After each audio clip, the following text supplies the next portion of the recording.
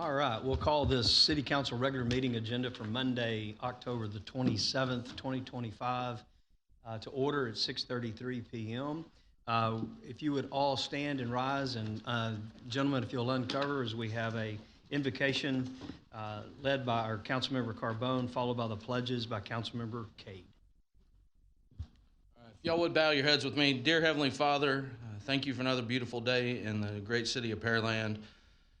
Be with the deliberations tonight. Let it be honoring, respectful, and pleasing to you. Be with the men and women that are protecting our freedoms overseas, and those that are serving here domestically and here in the city, keeping us safe, ready to put their life on line at a moment's notice. Be with all the families represented here tonight and get us all home safely. It's in your name we pray. Amen.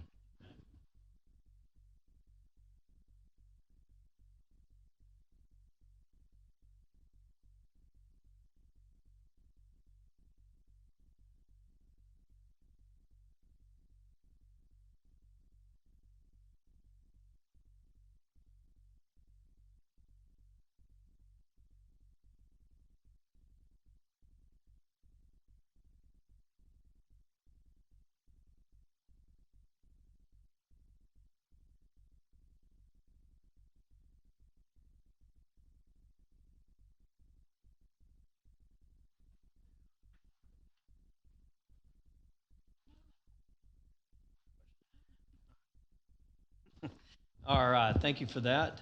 Moving forward in our agenda, roll call and certification of quorum. Madam Secretary has certified that we have a quorum present as all members of the council are present and accounted for.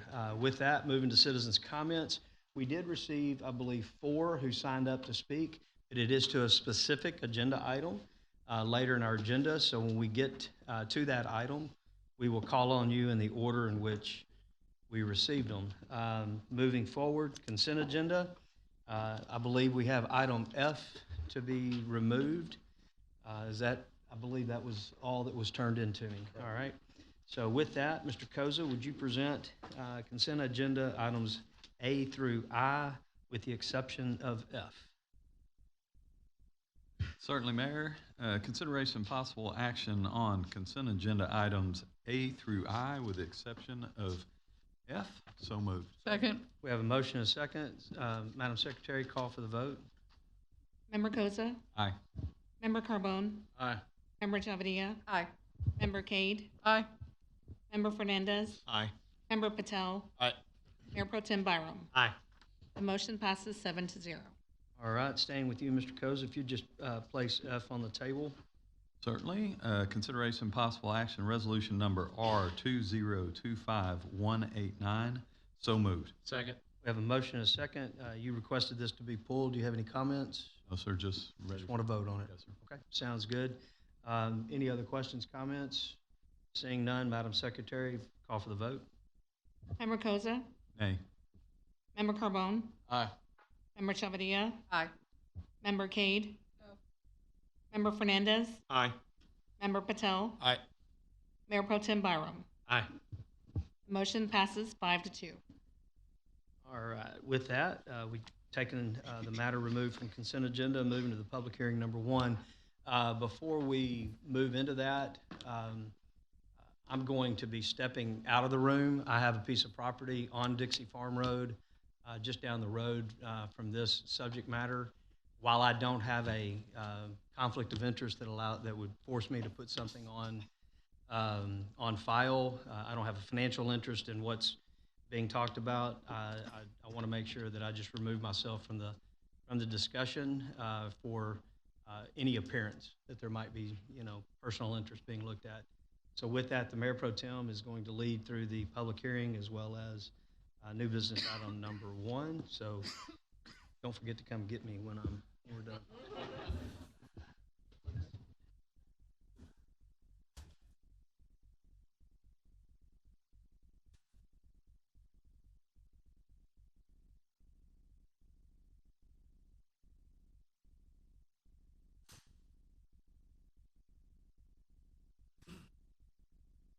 All right, so we have our public hearing number 1. We do have 4 citizens' comments, so we can start with those. Mr. Lopez? you would make your way to the podium, state your name for the record. You've got 3 minutes to speak. Thank you for being here, sir. I won't take you 3 minutes. I think y'all all received my letter that I emailed to all of y'all, so I don't want to read it. Hopefully y'all read it all. At the end of the day, I'm opposed to it. I'm directly across from it. The R1 standing appears to me to be functional. Currently, I just recently, unfortunately, sold a piece of property directly across there that stands the same dimension and is maintained as R1. So, R1 still is very viable all the way down Dixie Farm Road, all the way down to basically the landfill or the creek or the bypass. So I appreciate your time, but I am opposed to it. Thank you. Thank you, sir. Mr. Alex Nguyen. Same thing, sir. State your name for the record. You have 3 minutes. Thank you for being here. Thank you. My name is Alex Nguyen. I am a representative of the owners and have a short presentation to share with everyone just so they understand what the property is like. Can I get some assistance with? Excuse me, if I could just interrupt, I want to make sure. Mr. Nguyen, were you going to give your applicant presentation later in the proceeding? Yes. Okay, so we'll he call you signed back up up. just in Oh, case is that- he's an applicant later? presentation. Perfect. Thank you. Thank you. So we'll call you back up after the staff presentation. Thank you, sir. Mr. Greg Nelson.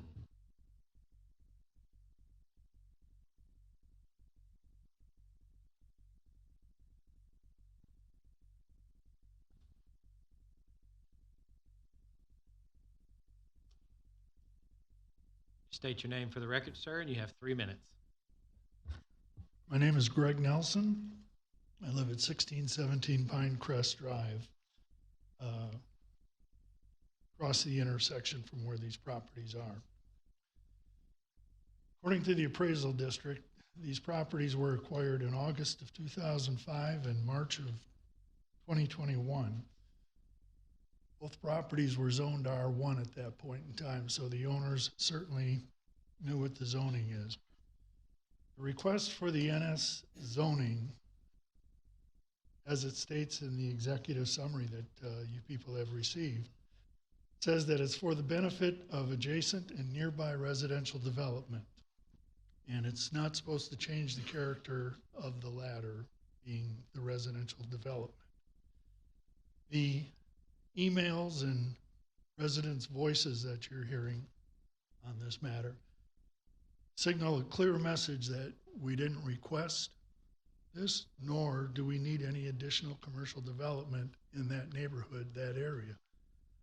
We have fast food, sit-down restaurants, 2 assisted living facilities, Walmart, Home Depot, Walgreens, a church, auto repair, 3 coffee shops, music store, office retail, 2 daycare centers, horse stables, and much more, all within 7/10 of a mile of these properties.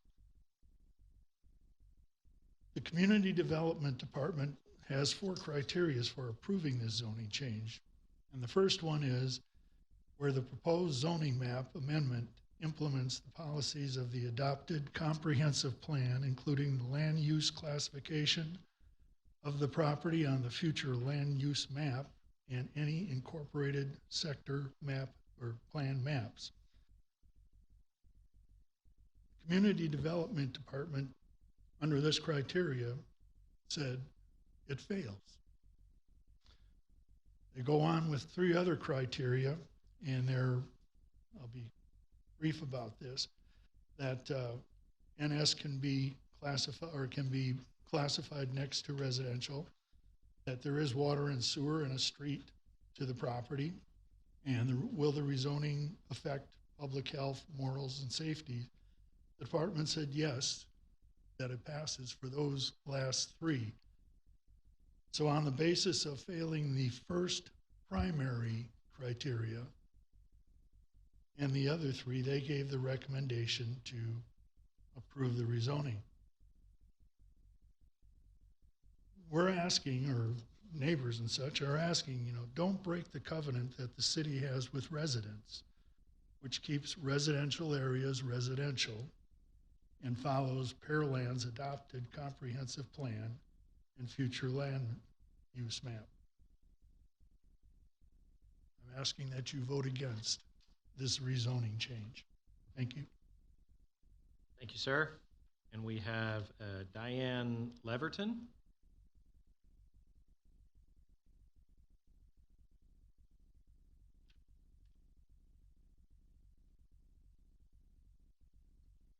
Again, state your name for the record, and you have 3 minutes. Thank you for being here. Thank you. My name is Diane Leverton, and I am opposed to this request. Mr. Nelson mentioned some of the reasons, and I agree with those. The most being that this goes against the land use plan of 2040. And we need to keep residential land, residential land. If we're looking that far ahead and we still think it should be residential, we shouldn't be changing it to commercial. I'm concerned about the east side of Pearland. I've lived here for 31 years, and we have a lot of vacancies on this side of Pearland, just between the skating rink and Liberty on 518. Here are the vacancies that I noticed driving by one day. The old bank that was going to be the Salads to Go that got turned down, that was supposed to be demolished. It's still standing. Looks terrible. Why aren't we knocking that down and putting something there instead?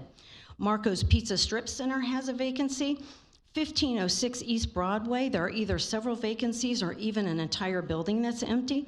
1416 East Broadway, empty building. Vacant space in Starbucks Strip Center. 2 vacant spaces in the 1-800 Plumber Strip Center. 1415 East Broadway, vacant space in Subway Strip Center, in the Bayou Grill Strip Center, and also in the Leslie's Pool Supply Strip Center. Those are the ones that I noticed driving by one time. There could be more. That's a lot of empty businesses, and we don't want our side of town to be subject to more vacant businesses because it makes our side of town look bad, and it's not going to make it a positive experience for people to live here when there are so many empty spaces. We have a lot of retail. If these buildings don't get leased out, we need to knock them down and allow for new development. So I say, do not support this request because we have other spaces for business. I also think that if we are going to end up considering long-term facilities, elderly facilities, or whatever they're going to be called, as the applicant indicated at the planning and zoning public hearing, we need to go back to the zoning request that was submitted in 2009. It was zoning request 2009-15Z. It was for 9.5 acres at 2810 Dixie Farm Road. It was probably the most thoroughly vetted zoning request that I can remember. And a lot of the issues that it brought about, and it ended up being declined because there were so many issues, are very relevant to the same piece of property that is now being asked for rezoning, as well as the McDonald's that I just learned the other day is being requested on Dixie Farm Road. So I ask that you turn down this request, and I also think it would be very beneficial to go back to that 2009-15Z zoning request. Thank you. Thank you. That is everything as far as people that signed up to speak on this matter. Trent, we have staff report on this. Yes, I believe Martin's given a staff report. Thank you, Mayor Pro Tem and Mr. Epperson. So for this first public hearing, this is a request by Julia Nguyen, applicant, on behalf of TJMA Revocable Living Trust and Chin Yang Chow, owners, for approval of a zone change for approximately 9.2281 acres of land from the single-family residential R1 district to neighborhood services in S district. This land is generally located at 3302 and 3306 Dixie Farm Road here in Pearland. So the applicant is asking to rezone the property to allow for low-intensity neighborhood-oriented commercial services. There's been quite a few both written comments and people who attended the Planning and Zoning Commission who were against 21 with written comments, and then 3 who showed up at the P&Z meeting. Taking a look at the aerial and the surrounding zoning, you can see that that yellow represents the R1 zoning district, so the current zoning out there. And then there are large lot residential properties, some smaller single-family residences in the R2 and R1 districts, church, and then the Walmart and a pipeline, all within the surrounding area. Going and talking on to the future land use plan, you can see this property is under the traditional residential future land use place type, and then it abuts the commercial center along the east property line. So in staff's analysis, while this property is in the traditional residential place type, staff finds that the subject land could be appropriate for limited commercial uses due to the adjacency to a major thoroughfare and the existing commercial zoning to the northeast. With that said, the requested NS district is an appropriate commercial zoning for the subject land as it serves as it could serve as a transition in between the more intense general commercial zone property to the northeast and then the single-family zoned properties to the southwest. With all of that said, staff did recommend approval of the requested zone change. However, we took this to the Planning and Zoning Commission, and the Planning and Zoning Commission voted 1-5 for approval, so that ends up being a denial of 5 votes for the requested change. And with that, taking to y'all as City Council, a supermajority vote would be required in order for this to gain approval. So with that said, Mayor Pro Tem, I'll pass it back to you. Thank you, sir. As we know, the applicant is here. You have a presentation as well. Is that correct? Make your way to the podium, please, sir.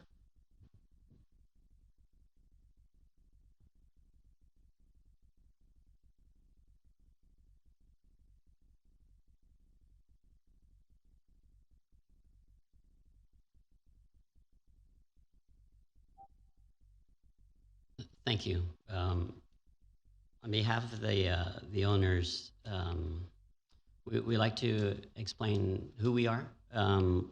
We are the owners of these 2 lots, and we've been in Pearland for close to 40 years, growing up, raised our families, and we understand why Pearland is the #1 city in Texas and 3rd in the country. And for that reason, we cherish these properties, and the original intent was, yes, to build our house on there, for example. But what we're requesting is, after many iterations of trying to make that work, we found that rezoning this is actually better for this property. And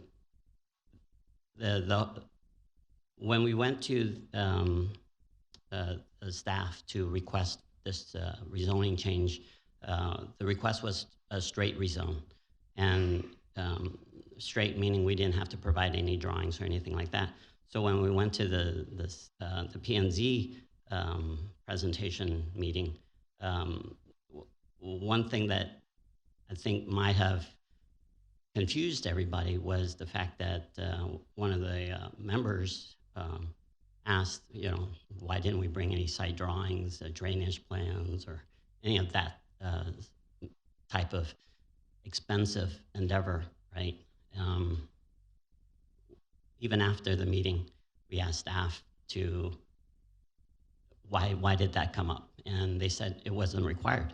And so that's why we didn't proceed with all these embellished drawings and whatnot, which obviously costs a lot of money. And if we can't even get it rezoned, what's the point in spending all that money up front? So that's why we're requesting a straight rezone. The existing R1 zoning is not ideal. It's it's for one single family house on a almost 4.5 acre lot. There's two of them right next to each other. And you'd have to subdivide and all that stuff, obviously. But what our research showed was that it's being underutilized as an R1 because, one, there's a lot of negatives about this lot. One being it's adjacent to Walmart. It's not only is it next to Walmart, but it's on the backside of Walmart, the dumpster side, the loading and unloading, right? And so all of this creates noise pollution. The smell is terrible. We thought maybe it's, it would come and go, but it's always there. And so we cannot imagine spending all this money to build our house, or let alone subdivide it and make other people live right next to something that in our mind is horrific. I mean, you wouldn't want to be in that neighborhood.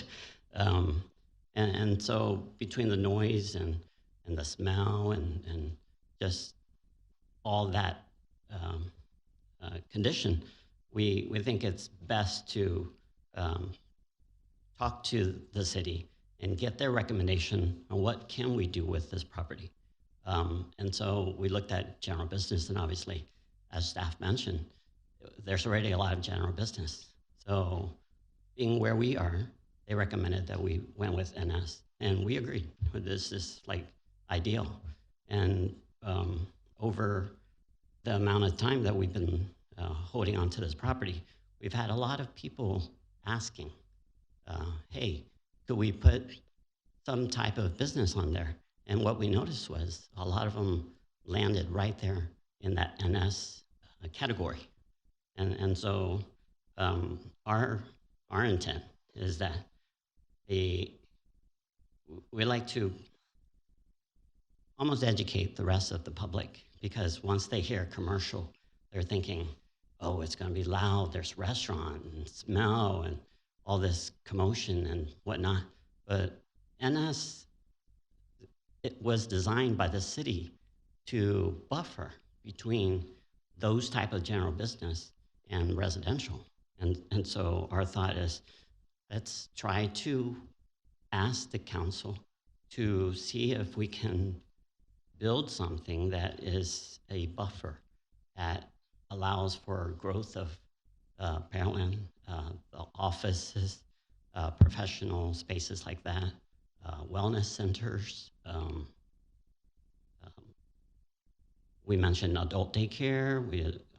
All of these NS types of businesses are perfect for this location. We understand that there are concerns.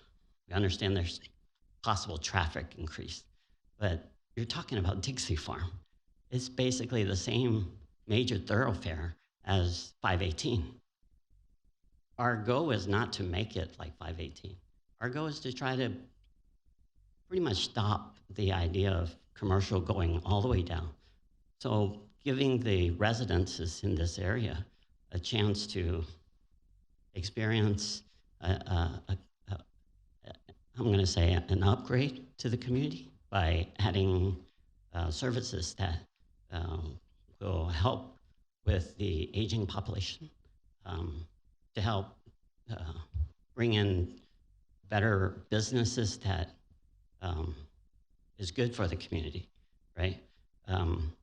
The concern about noise is, I'm going to say, kind of irrelevant. There's more traffic noise going down Dixie Farm and more noise from Walmart's deliveries and Home Depot's deliveries and the dump yard down Dixie Farm and the airport, right? We have that regional airport down the street.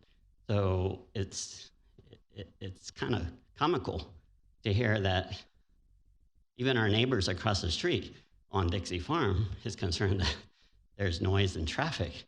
I mean, you're living right on the main thoroughfare, so it's it's unfortunate, but we don't want to live in that condition, and we don't want anybody else to. Sorry to cut you off. Typically, we give about 5 minutes. Oh, I'm sorry. Let me speed So things that's up. okay. I didn't tell you ahead of time. Okay. That's my fault, but I'll speed it up. yeah, thank you. Okay. Sir.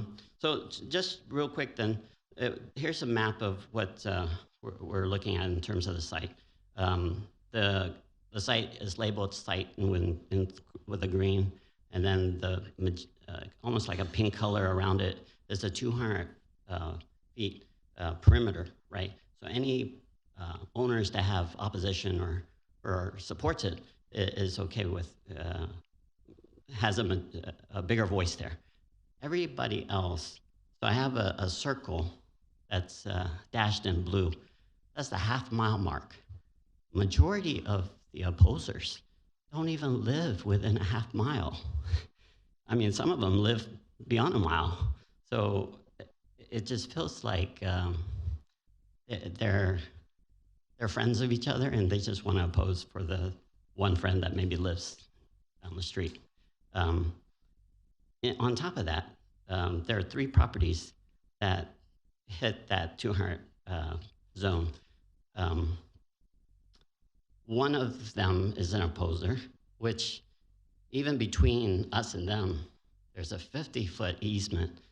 Plus, the city requires that any NS property adjacent to residential must create another 30-foot.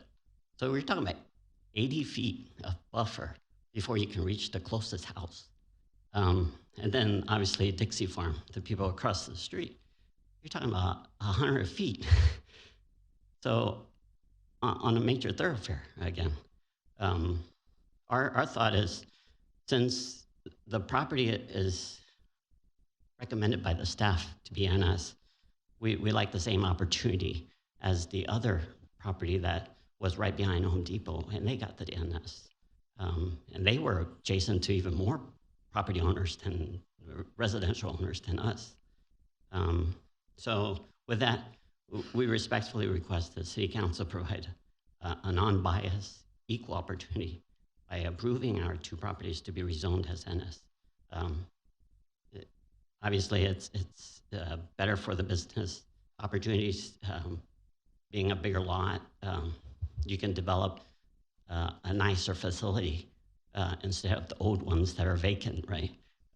It's easier to develop something that's beautiful with big trees existing, right? Creating spaces that people want to go to, right? If you're wanting something fresh and new, this lot is one of the ideal lots left. And with that being said, thank you. Yes, sir. Thank you for your time. Appreciate it. We may have some questions for you All right. later, but do we have anyone else that would like to speak for or against this item? Sir, if you'd make your way to the podium.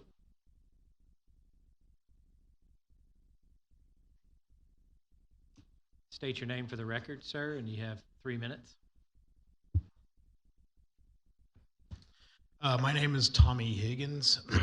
I live on Windcrest, across the street from the 3 houses that back the 200-foot perimeter. And excuse me. The first time for me to do this, so bear with me. You know, there's NS zoning that's empty. I know somebody's already spoke about that, so oversupply. There's also 10 acres, 2 lots over, that is building houses. So that shows to me that there's a demand for residential. Additionally, arguably, the homeowners of the 2 properties in question have been there since 2005 at least. Walmart was already there, so they should have already known about the trash cans. And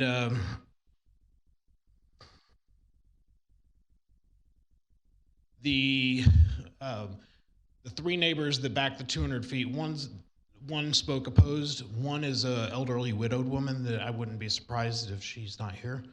And the third would likely be opposed too.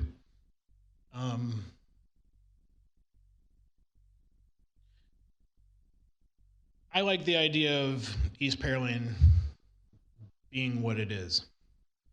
And increasing traffic on Dixie Farm Road is scary. The current homeowners would probably, well, they do acknowledge that because they want to change it. They don't want to live there. And if you add more people to there, it does that. The way I see it is it's a bell that once you ring, you can't unring it. And if we don't necessarily need the NS yet, let's not ring it until we see a higher demand for it. Thank you. All right. Thank you, sir. And if we get you to fill out one of the speaker forms, I think they're just out there in the lobby. Would anyone else like to speak for or against? Second call. Anyone like to make the way to the podium, speak for or against? Third call. Seeing none, turn it over to council. Any questions, comments from council? Member Koza? Thank you, Mayor Pro Tem. Martin, on the zoned area that's behind Home Depot, do you know when approximately that was zoned to NS? Yes, Member Koza. Off the top of my head, I believe that was in the 2018-2019 timeframe.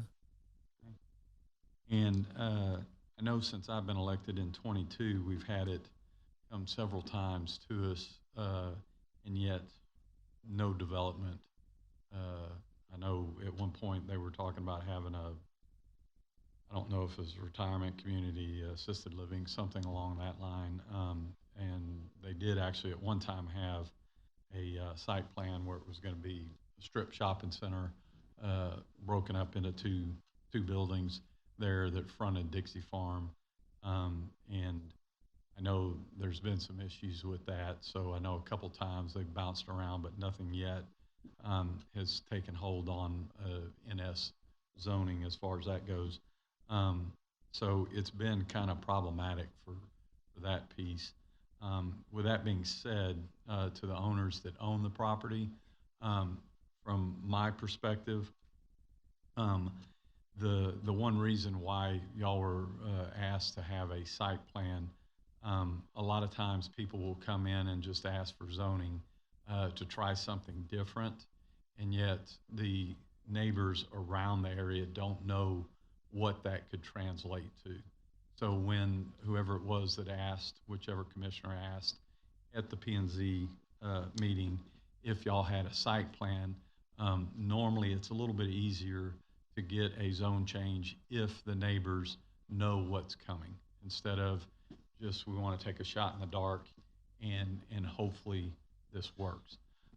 So with that perspective and having the issues across, not directly but kind of diagonally, across the street being NS, just to let you know up front, I would be against this request because of the problems that we've had with the piece behind Home Depot. So that's where I lie, and I appreciate the comment. Member Cade? Likewise, I would also be against this. Just thinking about the traffic there, people trying to get out on Dixie Farm Road right there by just out of the Home Depot parking lot it's so bad. And you mentioned the smell and the noise, and if it's that bad, whatever you build there, it's going to be bad for them too. So I think that argument might have hurt you a little for me. So I would be a no. Member Carbone? Question for staff, since it failed, 1-5, it takes a supermajority That is correct. tonight? Okay.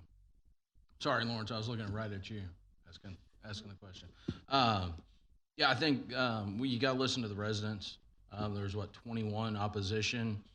I can count a handful that live in the 200-foot circle, and a bunch that are right there on the edge. And so, yeah, I'm for that reason, among others, I'll be a no as well. So that's 3. We can vote and move on. Member Fernandez? Thank you, Mayor Pro Tem. I want to first start by just thanking everyone that came out today. Our job is to listen and to, make good decisions to move this city forward. To each resident that's here, to the property owners, no matter if it's one direction, opposed, or in favor, it's important for us up here to hear from y'all. Thank you to those that are watching that provided emails, and each one of them was read. I just want to thank y'all. I agree with my colleagues up here that I'm going to be a no for this, simply because, like Councilman Carbone just mentioned, 21 people, that is a loud voice, and so I'm going to be a no. Thank y'all.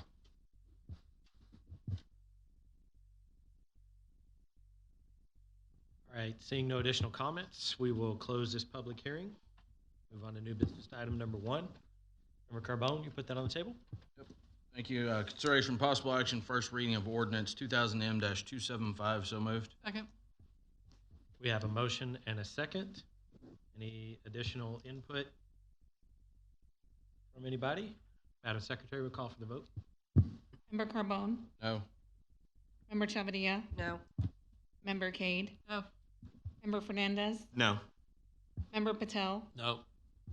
Mayor Pro Tem Byram? No. Member Koza? Hey.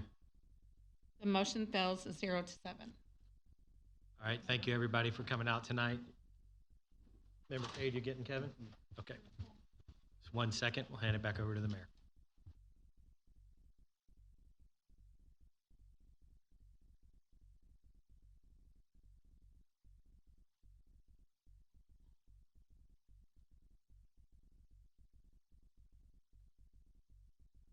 All right, thank you for that. And thank you for taking over and allowing me to step out while we were doing that. So with that, We handled new business number. yeah, new business number 1, so we're in public hearing number 2. With that, which staff member is going to start off? Matt? So, yes, sir. So this is our second public hearing associated with the Smith Ranch Road Public Improvement District. We have this on the agenda tonight, as well as the second reading of the ordinance. And Mr. Matt Buchanan with Pearland Economic Development Corporation is going to walk us through the presentation. Good evening, Mayor and City Council. The purpose of tonight's public hearing is to get input regarding the service and assessment plan and the assessment role for the Smith Ranch Road Public Improvement District. Tonight we'll have a public hearing, and then this will be the second consideration of the ordinance and adopting the service and assessment plan and levying the special assessments against property within the district. Just as a little background, I know you've seen this many times. Back in February, you received a petition. Then in August, we created the district. And then September 8th, you looked at the preliminary service and assessment plan and the cost determination, and then called for the public hearings for tonight. And the public hearing you had 2 weeks ago. Here's the 80 acres on Hughes Ranch Road, the southeast corner of Hughes Ranch Road and Smith Ranch Road, that is currently not served by sanitary sewer. Here is the solution that has been developed to serve that area as the most cost-effective method. It's estimated to cost about $6.1 million for lift station, force main, and sewer lines to serve the area. Here's the process that you've gone through beginning back in February and the creation of the district. And then here is the draft of the preliminary assessment plan. And then tonight in white, we're in the consideration of the assessment plan. And then if you adopt the assessment plan, then it'll be recorded with the county clerk. So just as a reminder, this is a public-private partnership with the current landowner, the Matamides, and the developer who's going to be providing $1.5 million to the cost. And the developer, Rockefeller Group, will be responsible for designing, bidding, and constructing the improvements in the area. The city will borrow the remaining $4.6 million from PEDC through a reimbursement agreement, and then we'll pay that back over time as the assessments are paid. Based on the non-developer acreage of 61.44 acres, that projected assessment is about $75,545.64 per acre, or $1.73 per square foot, and the interest rate will be 5.14%. So tonight's the final step and many steps to create that. We'll hold the final public hearing, which we're doing now, and then the council right after this item will have the assessment of the ordinance. And then if that's approved, then the assessment ordinance will be recorded with the county clerk. Happy to answer any questions. All right, thank you for that, Mr. Buchanan. We'll move to the public portion of this public hearing. Those wishing to offer testimony on this docketed public hearing can go to the podium, give us your name. You have 3 minutes to speak. Second attempt, those wishing to offer testimony can go to the podium and offer testimony. Third and final time, those wishing to offer testimony in this public hearing can go to the podium. You have 3 minutes to speak. Seeing no one moving in that direction, we'll move to City Council for questions, comments, concerns. Anybody have anything? Mr. Brown? Just had one question because I've received a lot of questions on this. So just to put it publicly on record, and if anybody's watching, part of this PID is putting in a lift station on Hughes Ranch, on Hughes, not a wastewater treatment plant, correct? That'd be correct. Okay, thank you, sir. I think it's an upgrade to one, if I understand it. This will be a new one for this particular line. There will be one on the west side of the street also, Mayor. Good deal. Any other questions, comments? Seeing none, we will close this docketed public hearing and move to new business item number 2. Ms. Chavarria, would you present that one, please? Thank you, Mayor. Consideration, possible action, second and final reading of ordinance number 1653. So moved. Second. We have a motion and a second. We've had questions and opportunity for that as well as the public hearing. With that, Madam Secretary, we'll call for the vote. Member Chavarria? Aye. Member Cade? Aye. Member Fernandez? Aye. Member Patel? Aye. Mayor Pro Tem Byram? Aye. Member Koza? Aye. Member Carbone? Aye. The motion passes 7-0. All right, moving forward to item number 3. Mr. Byron, would you present that, please? Thank you, Mr. Mayor. Consideration possible action, resolution number R2025-174. So moved. Second. We have a motion and a second. Staff report. Thank you, Mayor. This item is for the replacement of an ambulance that we budgeted for in this current fiscal year 26. It replaces an ambulance that has over 155,000 miles on it and is definitely ready for retirement from our fleet pool. We're recommending that we award this through a cooperative purchasing arrangement to Siddons Martin in the amount of $602,493. Thank you. All right, we'll open it up to questions, comments from council. Seeing none, Madam Secretary, call for the vote. Mayor Pro Tem Byram? Aye. Member Koza? Aye. Member Carbone? Aye. Member Chavarria? Aye.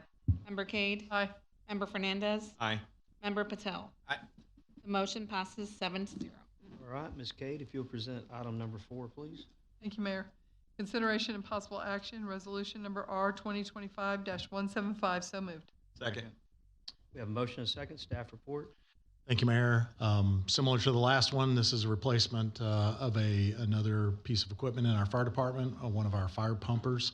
It's replacing a 2011 model that has over 128,000 miles on it and is definitely due for retirement. And we're replacing that with a new unit, again, through a cooperative purchasing arrangement with Siddons Martin Emergency Group, and the estimated amount of just a little bit over $1.4 million. All right, with that, we'll turn to council for questions, comments. Just real quick, Mayor, Trent, remind me, when are we going to get this? Is it 2-year lead time? It's a little bit longer than that. I believe it's in the 36-month range. 31 to 34 months, sir. There we go. Crazy. Yeah, I watched a congressional hearing on this, and it's just mind-boggling to watch all over the country. Just people can't get this equipment out fast enough. So, any other questions, comments? I guess the good thing is that we don't have to pay for it until we get it. So. Right. All right. With that, Madam Secretary, call for the vote. Member Cade? Aye. Member Fernandez? Aye. Member Patel? Aye. Mayor Pro Tem Byram? Aye. Member Koza? Aye. Member Carbone? Aye. Member Chavarria? Aye. The motion passes 7-0. All right, Mr. Fernandez, if you present new business item number 5, please. Thank you, Mayor. Consideration and possible action, resolution number R2025-132. So moved. Second. We have a motion and a second. Staff report. Thank you, Mayor. So that large fire equipment and our ambulances require preventative maintenance and repairs throughout the life of those. We do purchase the new ones with a preventative maintenance package, and they come with extended warranties. However, our existing fleet, we do have to have a sizable repair and maintenance contract. So this is the renewal of that contract. We've had an increase in what we spent over the last couple of years just to deal with our aging fleet that we're trying to replace. We've got several new fire apparatus on order, and of course you just approved the ordering of another new one. But while we await those with those long lead times, we do have to continue to maintain the fleet we have. We, however, on a brighter note, we did negotiate lower rates for this new contract with Siddons Martin to maintain our equipment. So we've budgeted about $1 million for that this year, and we do recommend the award to Siddons Martin Emergency Group. Thank you. All right, we'll turn it to council for questions, comments. Mr. Carbone? Thank you, Mayor. At what point can we go out and hire a actual tech that has this experience and bring this in-house? We're building all these new fleet buildings and doing everything else. So we've got our new fleet facility that'll open later this year, and I do know that is in the long range staffing plan for our fleet team to bring in emergency vehicle technicians. So that is something we'll evaluate for our upcoming or future budget years. All right. Yep. Ms. Cade? Thank you. Trent, when it says interlocal cooperative, why?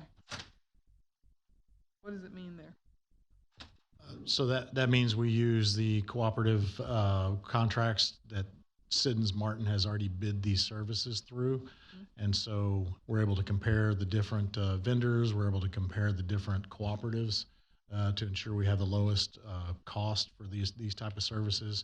In addition to that, once we've selected, we can also work with those vendors themselves to negotiate rates based on the work we require having done. So we were actually able to go through that process this year and negotiate some lower rates than we've had in the past years. But utilizing the contract is our procurement method, the cooperative contracts.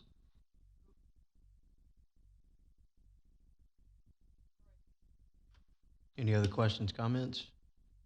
Seeing none, Madam Secretary, call for the vote. Member Fernandez? Aye. Member Patel? He left the room. Stepped out. Mayor Pro Tem Byram? Aye. Member Koza? Aye. Member Carbone? Aye. Member Chevadia? Aye. Member Cade? Aye. The motion passes 6-0. All right. Yeah, Mr. Fernandez, if you'll take number 6. Thank you, Mayor. Consideration and possible action, resolution number R2025-180. So moved. Second. We have did I hear a second? Yeah. Yes. Okay. It cut out on me. We have a motion and a second. Staff report. Thank you, Mayor. So this is a new contract. We went out for new bids this year on our annual chemical contract. So these are the chemicals that are used in our water plants and our wastewater plants. We go out and bid all of the different chemicals we use, and then we basically go through a multi-vendor award process tonight to award the various groups of chemicals that we use in water and wastewater operations to the low bidders for those groups of chemicals. So in your recommendation tonight, we're recommending awarding an annual amount of $1.885 million. And that is going to the 6 different vendors that are indicated in the packet that were provided the best package for each of the groups of chemicals. Okay, we'll open it up for questions, comments from council. Seeing none, Madam Secretary, call for the vote. Member Fernandez? Aye. Member Patel? Aye. Mayor Pro Tem Byram? Aye. Member Koza? Aye. Member Carbone? Aye. Member Chevadia? Aye. Member Cade? Aye. The motion passes 7-0. All right, Mr. Patel, if you would present number 7, please. Yes, Mayor. Considering possible action, resolution number R2025-184. So moved. Second. We have a motion and a second. Staff report. Thank you, Mayor. I'm going to take a moment to kind of walk through this one a little bit because it's a little bit complicated.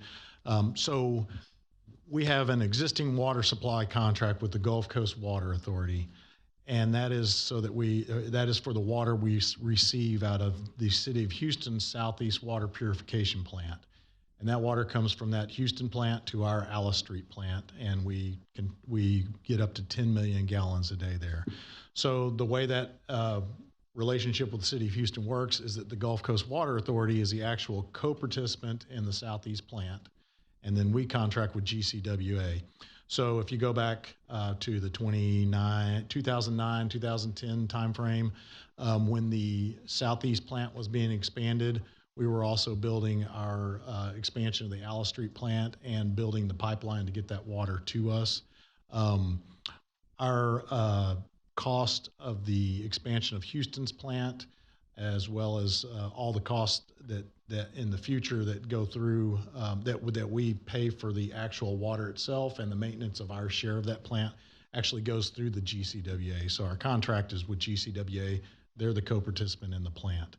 So after many years of operating, City of Houston had gone back through all the cost of closing out projects and looking at the agreements, and basically discovered that the agreement included a cost for raw water capacity improvements at the time that plant was expanded. And that was back in, I think, early or late 2000s and early 2010s when that was completed.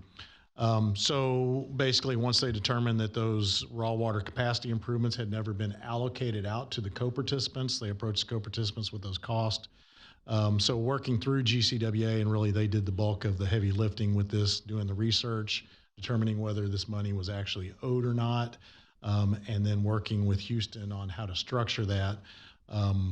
What ended up is that GCWA was able to negotiate the cost of that down by about 40%. So we're only paying about 60 of what was in the original contract, 60%.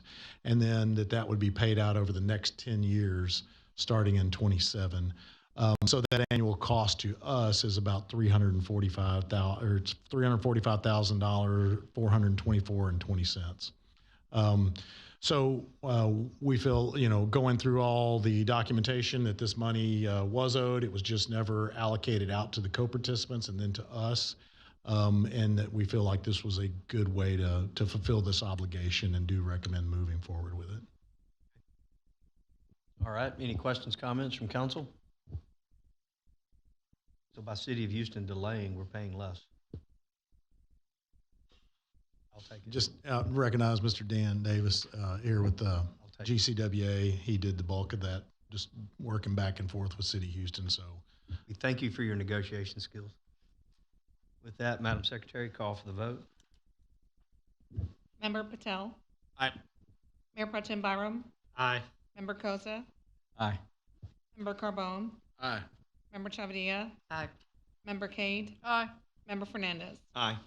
The motion passes 7-0. All right. Moving to item number 8, Mr. Koza, if you would present that, please.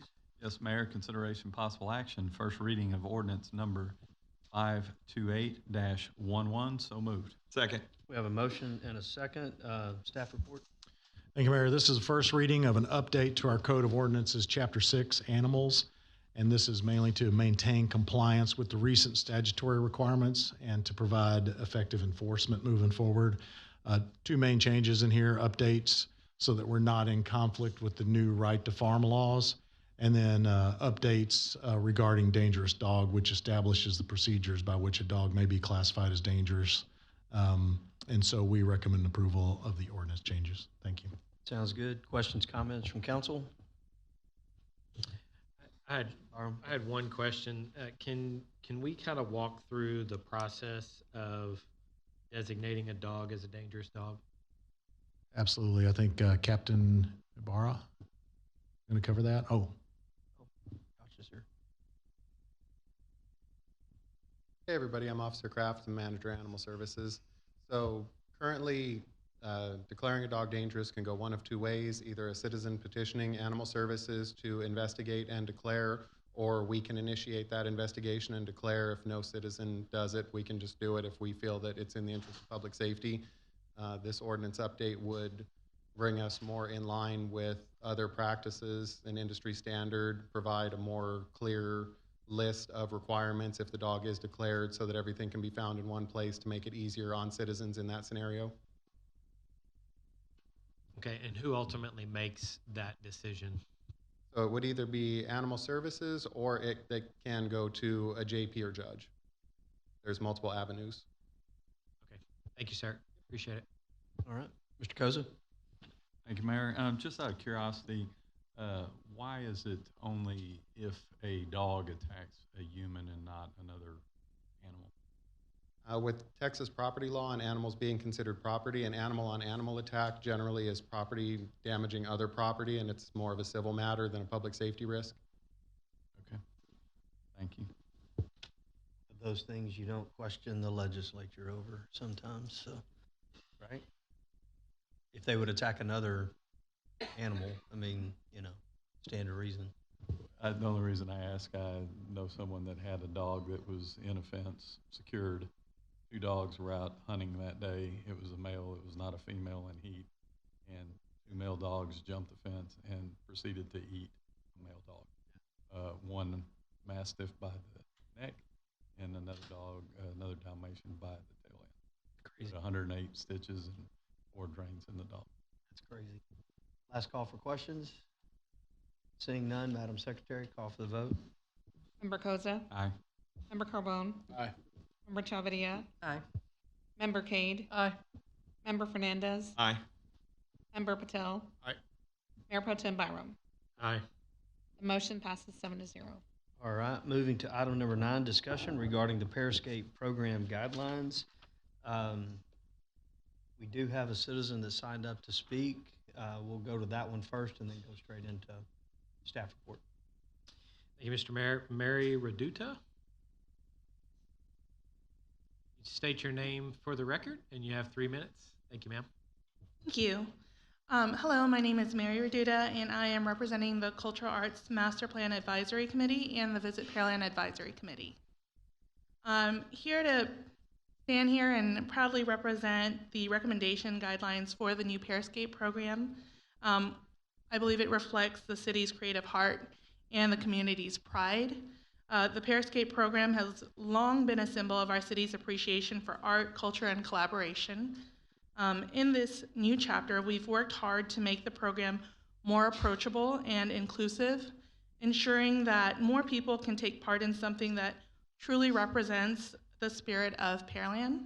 The updated format introduces participation options, 2 different types that will allow more people to participate, from full-size pears and then the slightly smaller but equally beautiful pear blossoms.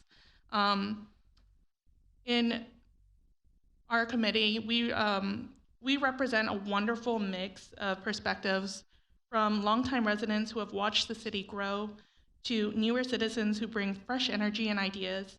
And ultimately, we all, through our varying experiences, we are all united in one belief that cultural arts matters, and the new Periscape 2.0 program really represents that. We believe it continues to be a shining example of the celebration of creativity, connection, and community, and I wholeheartedly endorse the revitalized program, and I can't wait to see how these pear blossoms throughout the city. Thank you, ma'am. Thank you. One, Mr. Mayor. Yeah, thank you for that. We'll move right into staff report.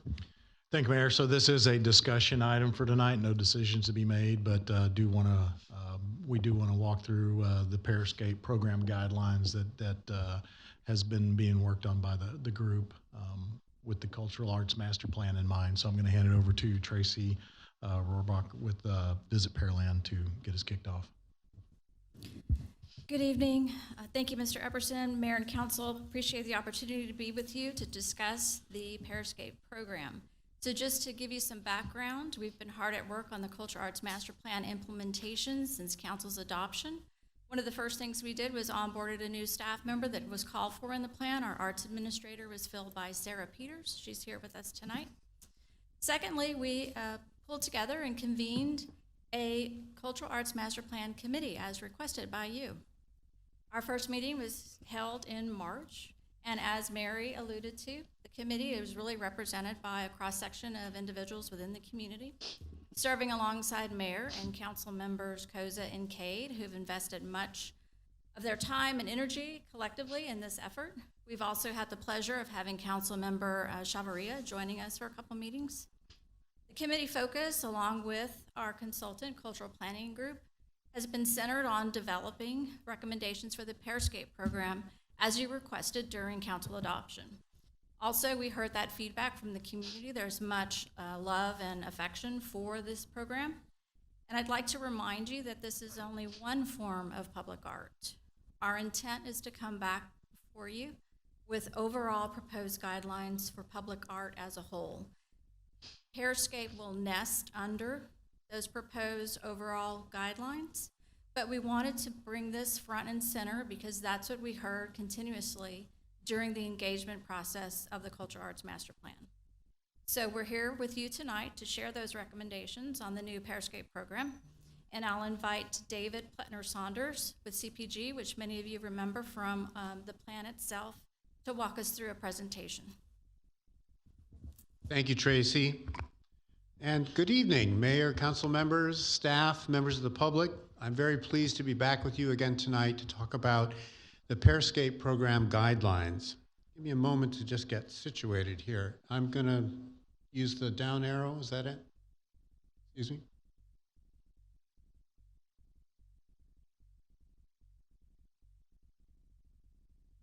Okay, great. Thank you.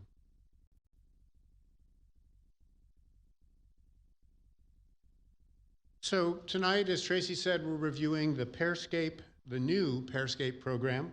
We'll provide some background, how we got to this point with you today. We'll walk through the elements of this exciting update of the original Pearscape. I think Mary communicated some of the feeling, the excitement, the passion that's developed around this, this program as it's been revisited and revitalized.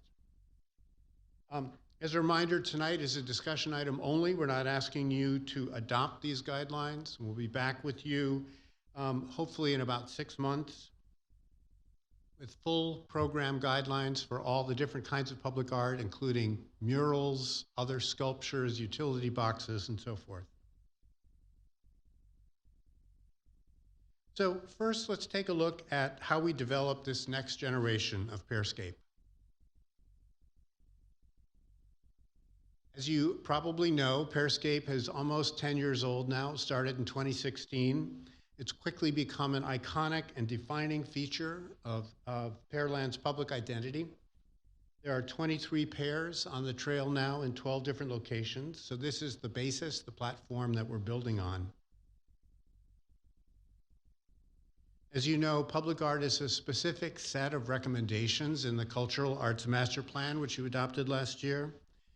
It includes expanding and evolving the Pearscape program. So this new version of the program has been vetted and shaped by the Cultural Arts Master Plan Advisory Committee. It's a real mouthful, but it does describe their function, as well as the Visit Pearland Advisory Board. We met with each group twice, and we've had a round of email approvals with the committee for last-minute refinements.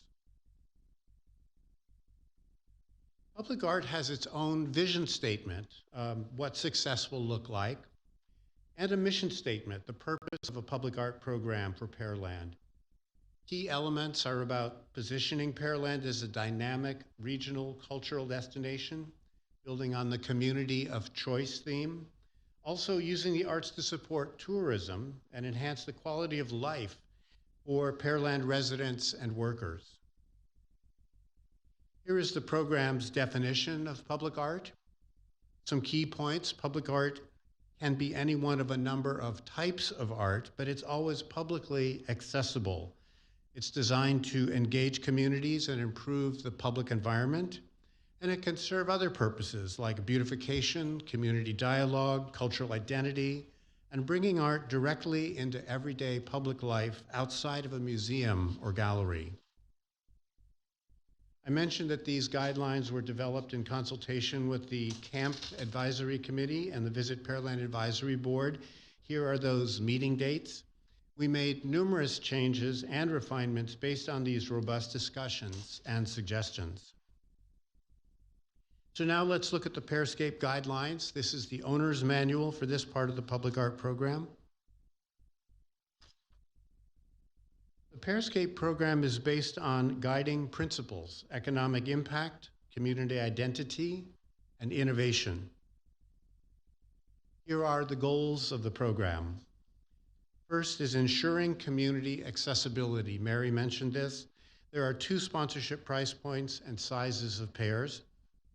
Also, increasing geographic representation by placing pairs in more locations and strengthening the Pearscape Trail. Celebrating community by reflecting Pearland's heritage and diversity. Enhancing the visitor experience, whether a visitor just happens upon a pair or actually follows the trail. Supporting artistic excellence with a qualified artist selection process, and defining clear responsibilities through sponsorship agreements. There are now 2 options for pairs. The first is the signature full-size 4-foot pair sculptures that we're all familiar with. These 4-foot pairs will be included on the trail and installed for at least 10 years. The second is the Pear Blossom, a smaller 3-foot pear sculpture. Mary thinks they're going to be just as beautiful, but I think they will be quite different. They'll be installed for at least 5 years, and they're not included on the Pearscape Trail. The Pear Blossom is a more affordable, accessible option for community groups, smaller organizations, or first-time sponsors. Eligible artworks for Pearscape set some basic boundaries.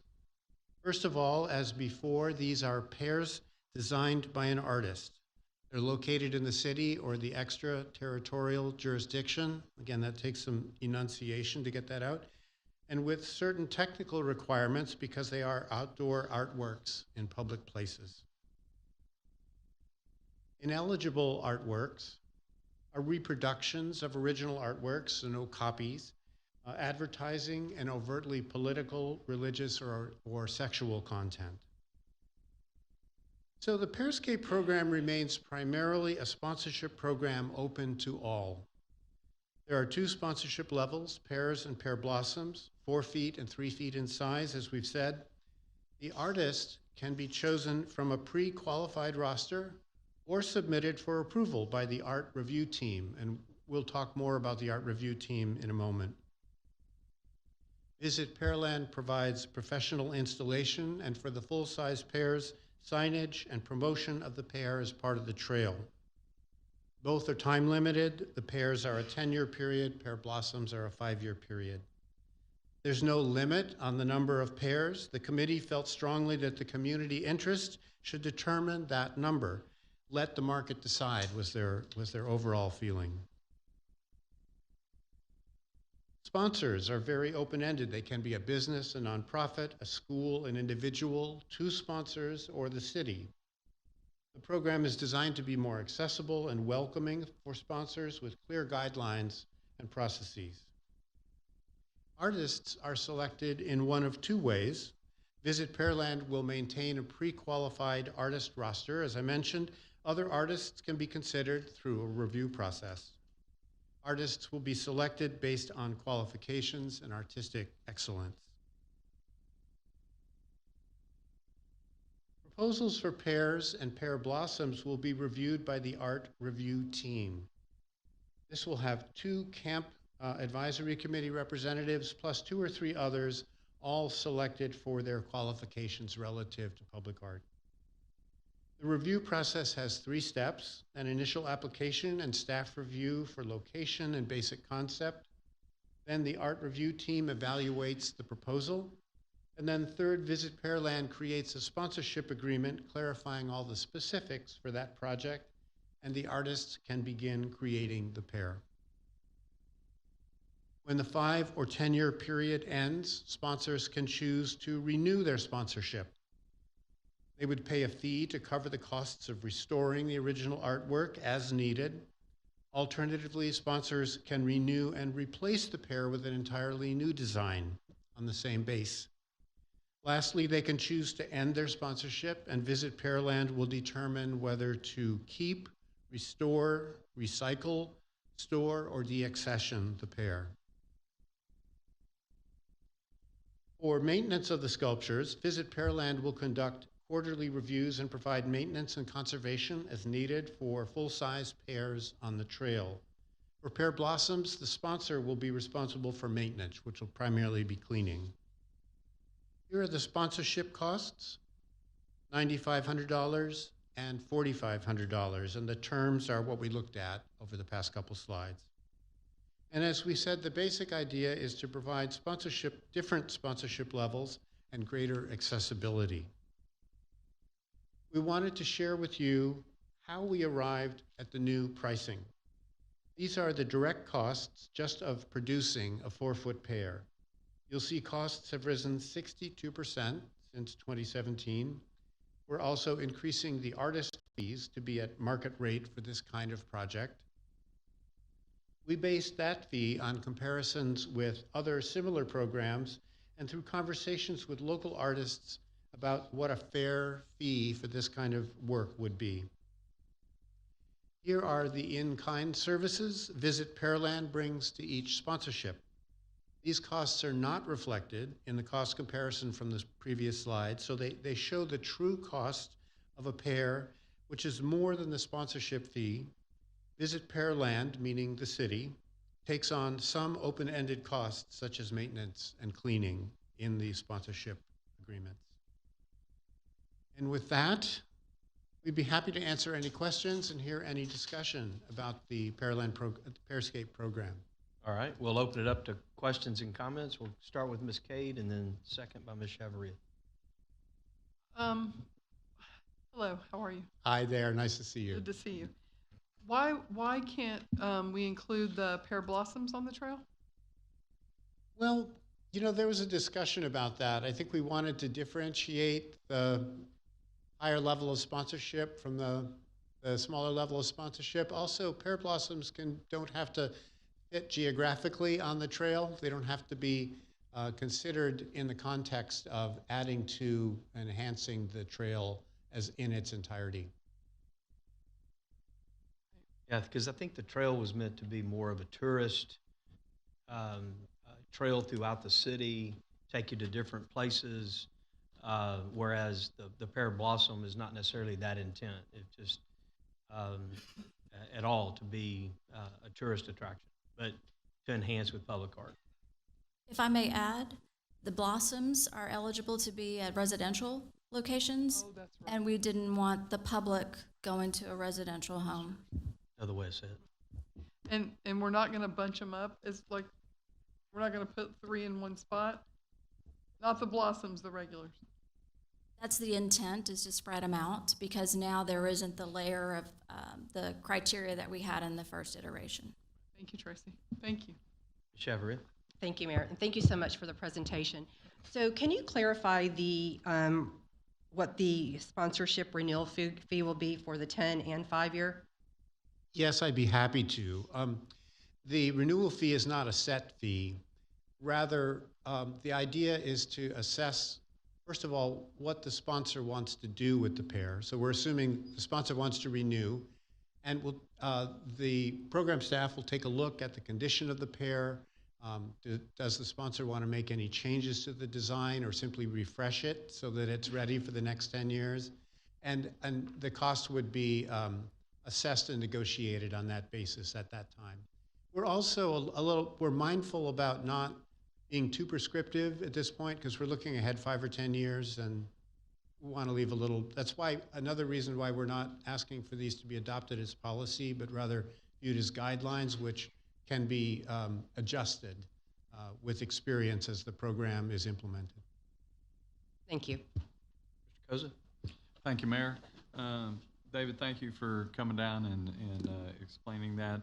Right now, the 20 23 pairs or whatever it is we have, been there about 9 years, give or take. As far as maintenance required, what type of maintenance, what have we looked at on the pairs that we have right now? So the maintenance has varied on the existing 23 pairs, primarily cleaning. We did have some issues with the plaques that we talked about, where there was some failure with the performance of the plaques, and now we've adjusted for that moving forward and have a new process that's going to eliminate the need for that. Rust cleanup on the concrete bases has been an issue, and I think there's only been 2 instances where there was more extensive maintenance needed on 2 pairs most recently that have been, they've been in the shop and out of commission for a while and then reinstalled.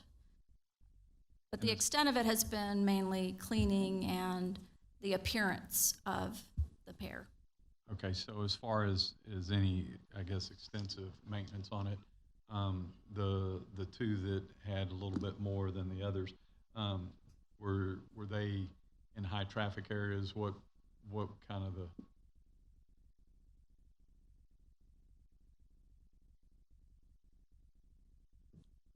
Hi. They were in high traffic areas. One of them, specifically the Mare Pair, is right in the middle of Independence Park, and it's a lot of traffic during events. So the improvements were minimal, but they did need time away to go get refreshed. And we actually took the opportunity to explore what it might mean to refresh the paint after 10 years, well, like you said, 8 to 9 years of being out there in the sun beating down on the elements. So one of those pairs, actually, we explored how easy it would be to repair the artist's design and stay true to that, how cost effective it is, et cetera, because we have a few that need, the paint could use some editing, but mostly it was just the one Mare Pair that needed the structural. And as far as the ones that need minor adjustments, are those, do they have the UV clear coat that International Paint and Body applies to them, or were they the earlier ones that did not have any type of UV protection? Yeah, that's a great question. They actually all have the UV coating that International Paint and Body is, they're experts at this point. But what we've learned from the first iteration to here we are at the Pairscape program 2.0, as we like to call it internally, basically we've learned some things. This next iteration, we're going to start with a primed pair. We are asking International Paint and Body to actually do the priming, bake the pair, and have it ready to go. Once the artist is done, we're going to send it back to International Paint and Body, and they're going to bake it, and that's going to remove any moisture. The issues that we've seen primarily is what we believe is moisture from the paint that is trying to escape.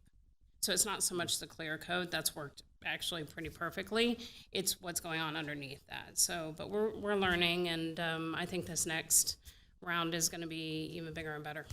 Yeah, I mean, when you bake it, you're curing it so that you set that coloration in there, and then the UV protectant or the clear coat is what keeps the sun from fading it quicker if you didn't have it. So that's understandable from that perspective.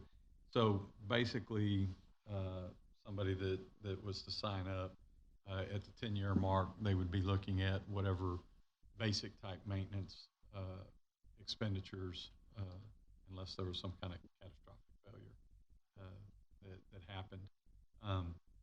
So it's pretty minute what they would be looking at. Oh, yeah. I'm not anticipating that unless there was something just out of left field that happened to this pair. Really, they're very durable. And with that UV coating and everything holding up the way that we've seen over these last 23, I'm not expecting high costs in that department when it's time to reevaluate. Okay. I mean, you know, and I've said this before, I know Rudy and Paco's down in Galveston. They have sea turtles down there. And evidently this past Mardi Gras, people decided to use it as a launch pad or something, I don't know, they were standing on it and they broke the turtle. So, I mean, I can get there can be issues like that. But for the most part, once they pay their $9,500 or $4,500, the expenditures past that will be minimal unless you have something like that. So, all right, thank you very much. Yeah, that's kind of the question I wanted to know. You get to renewal. Let's say we go to renewal, and it's the 4-foot pair. I'm just going to use an example, not meant to be exactly what will happen, but they go through what's needed. Let's say it's $3,000 to, provide restoration and bring it back to life. Somebody agrees to that. They're paying $3,000, and it's good for another 10 years, I'm assuming. Yes, that's exactly the idea. I think you can tell that hiring a public art professional like Sarah is, allowing the program to learn from the experience and to refine the program. I just want to point out that public art can be vandalized, it can be damaged, as you mentioned, council member. And, Visit Pearland is going to be designing the pairs and preparing the pairs and asking artists to abide by criteria so that these are more durable. All right, I heard another voice. I wasn't sure what that was. And as unexpected damage might occur, somebody hits it with a car, that will be the responsibility of the program to conserve or otherwise make arrangements for what should happen with that pair. As far as our discussion here, when would we, when would they be available for sale to be able to start the process with new purchase or new sponsorship?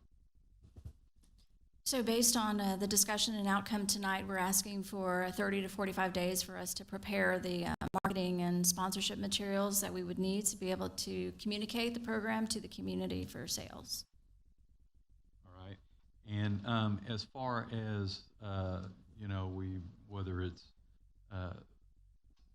an artist that lays out art or somebody brings their own artist and it goes through the approval process, if something is turned down, is there any appeal process? How would that? We don't have a formal appeals process built into the guidelines, but we really think this is an area where we need some flexibility for just negotiation, for communication around what the sponsor really wants to have and what the artistic criteria are. I think a lot of it can be handled in the step one with the initial conversation between the potential sponsor and the program staff. Okay. All right. So what it kind of sounds like is they'd be able to work it out. Absolutely. All right. Thank you. Mr. Fernandez, to you and Mr. Byron. Thank you, Mayor. Tracy, David, thank you for the presentation. I've been looking forward to seeing this roll out. I know we've spoken, a couple times. I know that we spoke about after the first 10 years, 5 years period, how that's going to work. I may have missed it, so bear with me, but what about a warranty at the initial? Like, $9,500 is spent or $4,500 is spent, and there's a flaw or something. Is there a warranty that International Paint and Body or somebody, whoever's responsible, providing with that initial? Is there a warranty or anything that's coming with that? So it's handled in a couple of ways.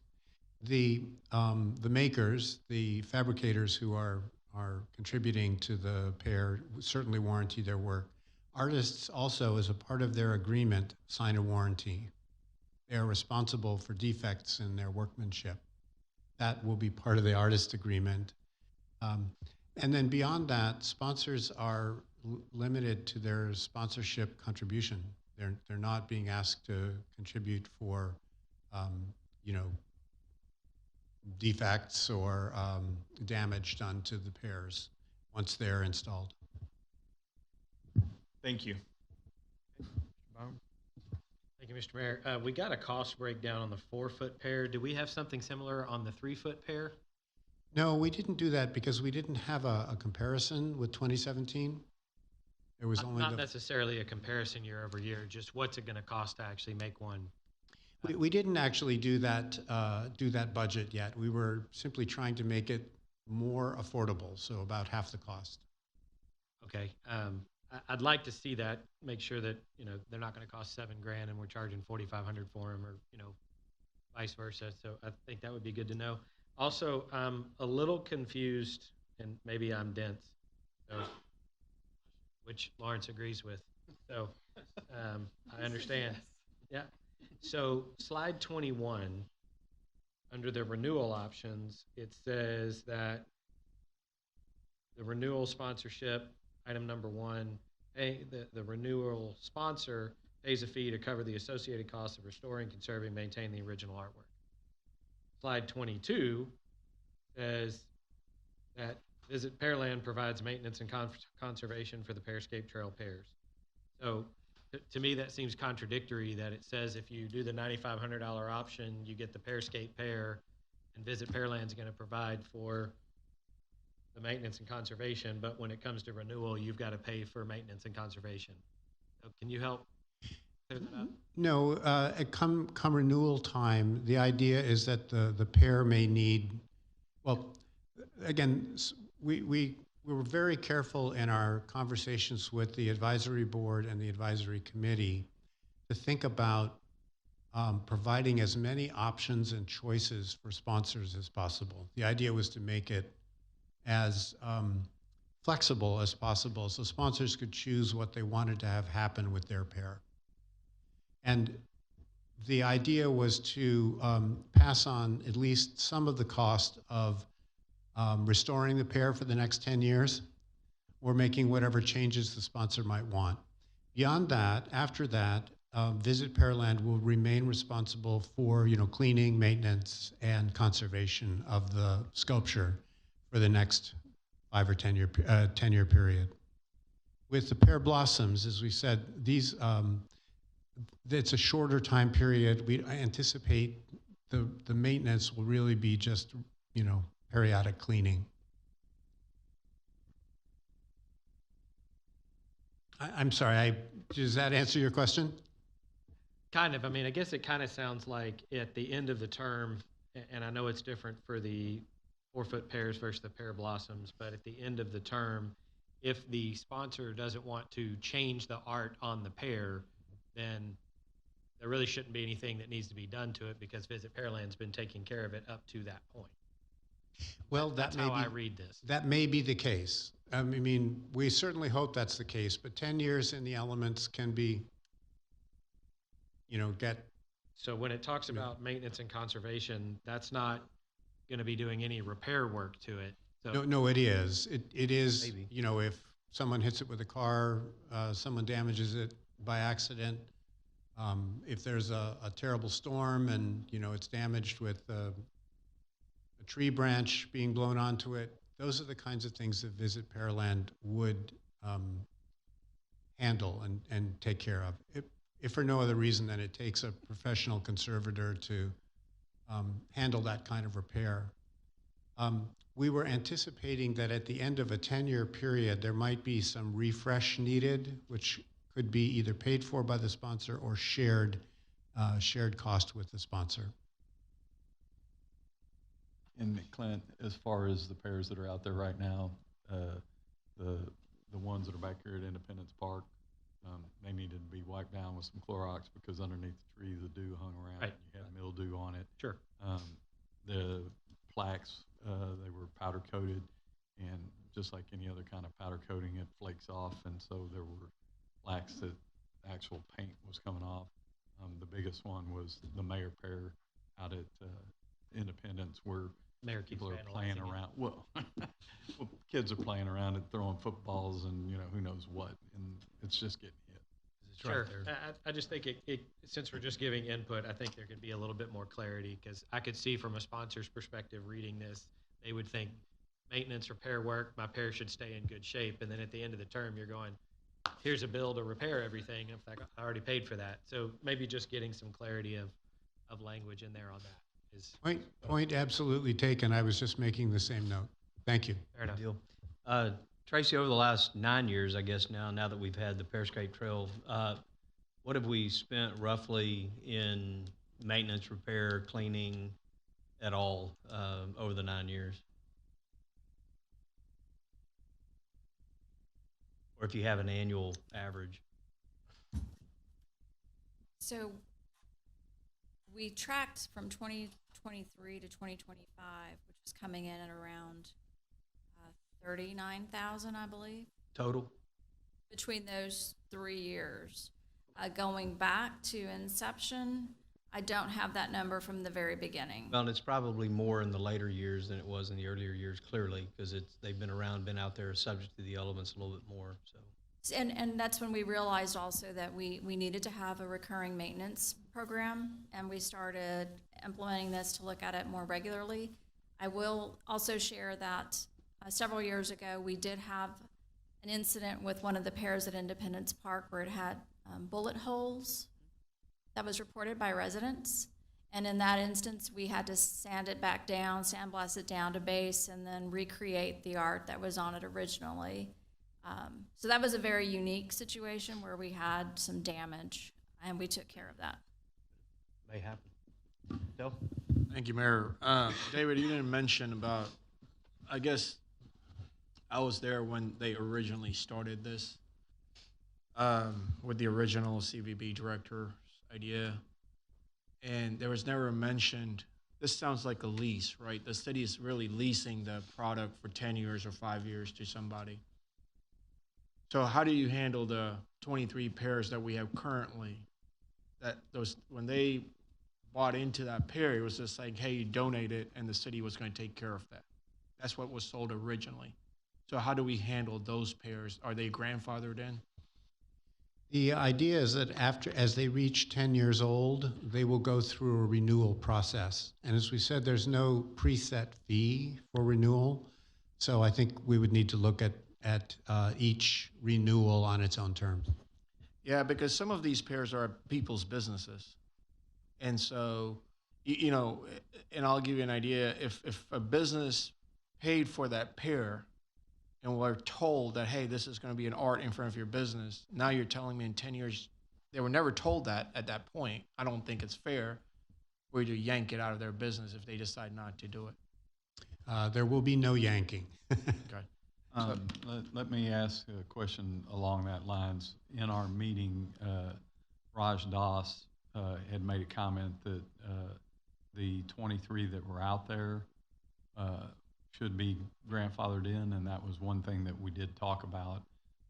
Just like Member Patel was saying, is that people were sold, whatever you want to call the sponsorship, without this guideline or notation that, hey, this would come back. And that was one thing that we did discuss in that meeting. So I don't know what had changed between now and then, but I know Raj Das did say that the original 23 should be grandfathered in, and we agreed at that point. It sounds like a legitimate concern, and we should discuss it with the committee. Okay. I do appreciate it. And then also, explain to me this residential pair. When you say it's going to be in front of people's homes, you're talking about in subdivisions. Even to chop down a tree, I need a permission. So is that what you're talking about? You're talking about entrance of like a subdivision or something like that? Could be. Go ahead. We talked about that, and we're trying to find a middle way. It certainly is fine to have a pear blossom at a gateway to a neighborhood or a HOA, or in a public area, an area of an HOA which is open to the community at large. And then we also created, and let me pull your attention to it here, in the guidelines in your packet. We created a residential, at a home option.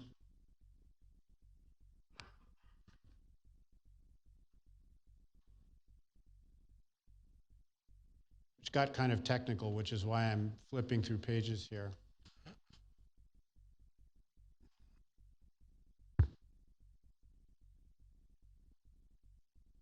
So here's where we landed. For homes on residential lots fronting a major thoroughfare with a minimum 25-foot setback, a pear blossom sculpture may be installed behind the 10-foot front easement, provided it remains publicly visible. Placement closer to the street requires consent to encroach and is subject to approval by the City of Pearland Engineering Division. So you can see we kind of got in the weeds there about how we could allow pear blossoms at homes, but without making them into lawn jockeys, I think was the term used. And then I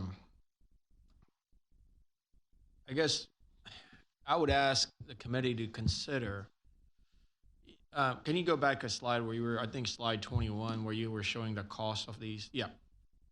So the business side of me tells me, why not have an escrow set up already into the price? If you're telling me it's $9,500, why not bump it up to 11? Put that $1,500 in an escrow.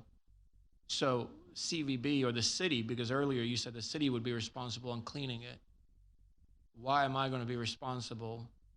Why not build that cost in and escrow that money for the next 10 or 5 years that they built? I mean, if somebody's going to give you $9,500, I don't think $11,000 is going to make a difference. And so my thing is, why not take that $1,500, escrow it, and that's your cost to maintain and cleaning it? It's just a thought. Yeah, and it's a really good question. Pricing is something that we discussed in our both the committee and the advisory committee and the advisory board. The main point that we feel underlies the pricing discussion is that there's no way to price the pears for what they really cost. When you take into account the staff time, the installation, the maintenance, the cleaning, conservation can be quite expensive. So we weren't trying to recoup the cost of a pear, but rather share the cost with the sponsor. And the $9,500 and $4,500 are certainly a bit arbitrary, but they're trying to balance between the direct costs of actually creating the pear and maintaining a low enough price that more people, more groups can afford it. Yeah, but when you're talking about a 4-foot pear, which I think earlier you had said that it was probably more likely your businesses that are going to sponsor it, right? And if my memory serves me correctly, when we originally did it, I believe it was $6,000, Tracy, and I might be wrong. It was. I think it was in the $5,000 to $6,000 range for the very first program in 2016. And I think it was around $6,000. So in today's cost, $9,500, it seems very reasonable, right? Even though you said 62% increase.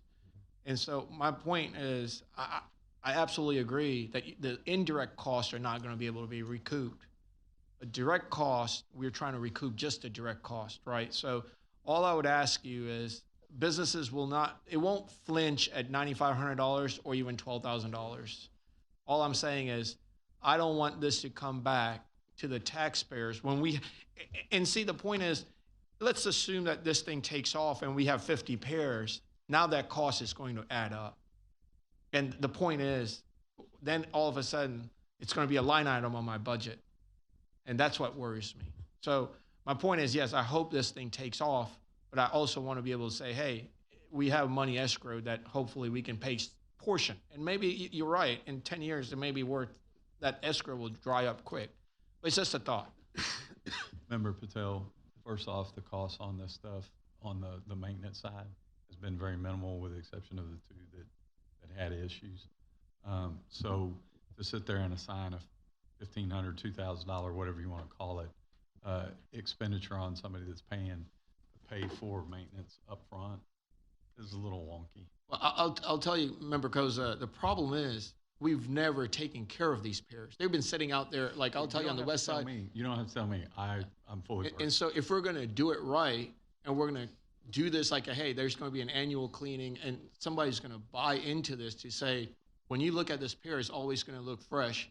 That's my point. We've never really taken care of. I can tell you on West Side, it looks like crap for the longest time, and so that's the point. If we have this money, then we will be forced to say we have this money escrowed. We told them we were going to do it. Make sure it's done every year. That's my point. Right, and I understand that, but another thing is it's not going to come back on a general fund budget item. It would be out of the CVB. Okay. They're pulling in 1.5 to 1.7 a year right now. Yeah, and so I mean, if that's the case, then why are we even charging for the pairs, right? Give them away. Well, no, but I mean, it's an offset, and that's part of what we had in the discussion. Sure. And again, all I'm saying is, the businesses are willing to write the check. I think it's not going to make that much of a difference. My point is, it's just worth looking at it. Good deal. Any other questions, comments? Mr. Carbone? The only thing I'll say is I'm concerned about who's going to define the content and if it could be construed as advertising or overly political, religious, or sexual in nature. I think we have to deal with that in the bigger picture with the murals and everything else. So I'll punt that to them, but that has me concerned. And any design considered indecent or illicit by community standards. Well, depends on who in the community you talk to.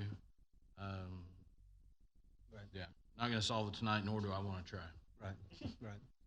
But I think All part of the fun of public art.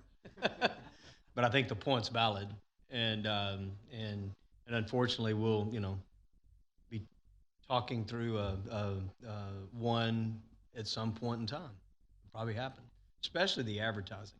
Somebody's going to get really creative on the advertising side of it, So, but I think that would go to, I would hope, before it's ever applied to an actual pair, if there's a question, we have that conversation. Especially, we have to solicit an artist. The artist is going to have to talk to the sponsor. The sponsor is going to say, "I want it to. This is what I want it to say," right, to them. In the art world, and if it's hinting towards their business or something like that, I think that's where hopefully the artist will have conversations with CVB staff, and we nip that before it gets on an actual pair. I would imagine we're approving the art before it gets to the pair. So back to your point, I don't know what the procedure will be for. This may be the bigger question there is what's the procedure if there's a disagreement? And I'll tell you, Mayor, when we originally did this, there were some businesses that wanted to put theirs on, and kudos to Kim, because I remember having this discussion, and she's kind of squashed it pretty quick. And I think that's just a matter of how we communicate with those guys, if they're going to sponsor, what the rules of engagements are. Yeah, it has to be very clear, but you're right. It's certainly noted. Any other questions, comments from council? Tracy, David, any follow-up last items? No, based on this feedback, we'll make the adjustments and work on a plan to roll out the sales and marketing phase of this. Very good. David, thank you as always. Appreciate you being here. Thank you. Great to be with you. Good All right, discussion. we'll move to item number 10, discussion regarding proposed amendments to the city's charter. With that, we'll kick it to staff. Thank you, Mayor. Katie Liniger with Legal is going to be initiating the initial presentation on this. Katie from Legal. All right. Doesn't have quite the same ring to it, but I do what I can. Thank you all for your time this And evening. that's Leninger from Legal. Liniger, yeah, okay, yeah. Thank you, everyone, for your time tonight. You heard a few months ago from Craig Slater, the chair of the Charter Review Commission. He, along with Victoria Forsberg, Shelley Huser, who is here tonight. Thank you, Shelley, for being here this evening. Jim Johnson, Jerry Koza, Dr. Alexander Aquana, and Travis Spiegelhauer were the Charter Review Commission members that were appointed at the beginning of this year. The charter requires a review every 6 years by a board of 7 to look at the charter and make any recommendations to the council for changes that they think would be appropriate. And they started meeting in February, they met in March, they met in April and May. They completed a section-by-section review of all 10 articles of the City of Pearland Charter. There were discussions on a number of topics, and there are certain topics that come up every time the Charter Review Commission is appointed, and so there's certain topics that have been discussed over and over. And so some of those were discussed again this year by this particular group, and they did actually go back and review some of the minutes from the 2019 Charter Review Commission. They looked at previous council meeting, YouTube videos of the council meetings and the discussions from the 2019 commission and the recommendations that were made to council back then. And they discussed those in the context of what recommendations they wanted to make this year, trying to be very thorough and thoughtful about what recommendations they wanted to present to y'all. So with that, ultimately, this year's Charter Review Commission had 2 formal recommendations that they wanted to present. The recommendation to either increase the rate of pay or add a cost of living adjustment to the rate of pay for the mayor and council members is technically not a charter change. It would be an ordinance change that goes to the voters for approval. But the last time that was updated was in 2005. Prior to that, the last pay increase for the mayor and council members was in 1983. So maybe we're on track for an update. That was what the Charter Review Commission wanted to propose to make that recommendation, that it might be time for a pay increase for mayor and council members. Additionally, we had multiple discussions talking about there are a lot of different places in the charter where publication is required. And generally speaking, that publication is in a newspaper of record designated by you, the city council. And over time, as there are fewer newspapers and fewer people reading newspapers, there was some discussion about the idea that if the publication could be accomplished online, we might actually be reaching more people who we are trying to reach with our mandatory publications that are required. Usually they're required by state law. So the other recommendation, which would require changes to multiple sections in the charter, was to allow for digital publication, digital newspaper publication, online publication, once that is permitted by law. At this time, they, kind of getting ahead of myself as I talk. So there was a bill that passed this year, and the bill doesn't really help us. It allows for certain communities to use digital newspaper publication if they meet certain qualifications, and it still requires, it continues the same existing requirements for a regular newspaper publication and a print newspaper if you meet certain qualifications. The City of Pearland falls within the print newspaper qualifications. The City of Pearland does not fall within the digital newspaper qualifications. So we can wait 2 years and hope the legislature maybe expands that access to digital newspaper publication. But what the Charter Review Commission was looking for was making changes in anticipation of potential future statutory changes. So if at some future date the legislature allows for digital publication, our charter is already ready to go, and our charter allows for us to take advantage of that new option. So at this point, Senate Bill 1062 is the bill I am talking about. We did not have, at the time the Charter Review Commission was meeting, the legislature was still in session. So at that time, we did not know what bills would actually go the distance and be signed into law. Now, many months later, we have we know what passed and what did not. So there was a bill that passed. It doesn't help us, but the underlying goal of the Charter Review Commission still exists regardless of whether any bills pass this year or not. So we did send out the summary of this, and there were a couple ideas that I have heard about as far as additional ideas that council members may want to talk about. My understanding is term limits come up every time the Charter Review Commission meets. I can speak from personal experience. It's been discussed this year. It's been discussed in 2019. My understanding from others in legal is It has happened in previous Charter Review Commission discussions. Term limits come up every time. That was something that was also brought up by a council member, and I understand there may have been some other ideas that y'all may want to discuss, but the purpose of this agenda item is for y'all to have that discussion, and if there are any additional possible charter amendments that you would want to talk about sending to the voters for approval, then I'm certainly interested in hearing those and assisting as I can. So from here, it's really open discussion for y'all. If we need to have further council discussion at a future meeting, we can do that in November. And then part of the requirements in the charter for making amendments to the charter would be a public hearing so that you can hear from the citizens if they have any thoughts one way or the other on possible charter amendments. And then in February, there would be a resolution calling for a special election. That would take place in May of 26. And then any possible charter amendments into the voters, then it would be up to the voters in May of 2026 to make that determination.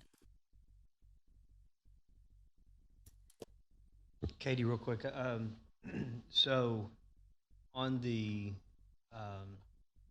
newspaper notice, so is the recommendation to go ahead and make charter language change, and then as state law happens, we already have it? Yes, basically the recommendation would be to modify the language just a little bit, so it's something like publication as permitted by law.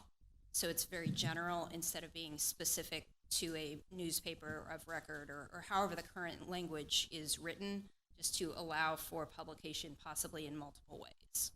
Yeah. And on the other, when the pay was increased, that vote, it was actually, it was voted on 2 years in a row by the public. They voted it down. Literally, you can probably go pull it up in the archives. The vote difference was about 5 votes. It literally was that close. It was voted on the next year, and it won by about 5 votes, maybe 100. But it was very, very, very minimal. Kind of funny thinking about it now. So open it up for questions to council. Ms. Kay? I remember it being said that the Charter Review Commission mentioned electronic voting for council. I dreamed that? Yes, that was something that we discussed. The Charter Review Commission in 2019 made some changes proposed some changes to the charter, which were approved by the voters. And so at this point, it's not a matter of changing charter language. If electronic voting is something that council wanted to pursue, that is something that it's at this point really just a matter of acquiring the hardware and the software to accomplish that. And then you would have to make any possible changes to your rules for how you conduct the voting, but it's not a matter of charter changes at this point. Okay. And for term limits, council, when you're first elected, like the first few years or first couple of years, you're learning and everything. I think three terms for council, three terms for council and mayor is appropriate. I think 6 terms is a lot. So 3 terms for council and for mayor. Three 3-year terms. I think that's good. Thanks. Carbone? Thank you, Mayor. I'd like to thank Shelley. I know you put in a lot of time, and as everybody did, and then hung out tonight to listen about Pearscapes and everything else. So thank you. It's kind of the fundamental, it's the city charter. It's what we all kind of report to and Governing rules document. we govern by. So Yep. I guess it's good that there wasn't a lot of recommendations out of it. So we're still on the right path. I like the change with the newspaper, if the legislature can get us there. Term limits, I don't know, for the mayor's position, it takes, several years to to get on your HGA committees and kind of get that tenure and work up into leadership. So I don't know that three-year terms, that's a long 9 years, don't get me wrong, but by the time you figure out what you're doing and have a chance to work your way up, I think that's where, or I know that's where we get a lot of funding through the HGAC and TIP and all the federal funds that come through. So I could see a benefit of being on there longer than 9 years. Mr. Patel is next. Thank you, Mayor. Katie, real quick, if we do the digital this year, put it on the ballot, and it passes, could we do both temporarily until the legislature changes so people can get used to that digital and print, and then eventually we can take the print out? As far as I know, there's no law prohibiting digital publication, but based on the speed at which the legislature moves, I feel like assuming that they're going to make those changes next session might be over-optimistic. Yeah, but I guess my question is, if it passes on our charter ballot, could we just print both at the same time? Yes, you could do newspaper publication and digital publication at the same time. You could start that next week if you wanted to. Okay. There's nothing prohibiting that. What the commission was recommending is changing the charter language to allow for only digital publication instead of newspaper publication. Okay. The idea being that would theoretically reach more people. So we could technically start now if we needed to, if we wanted to.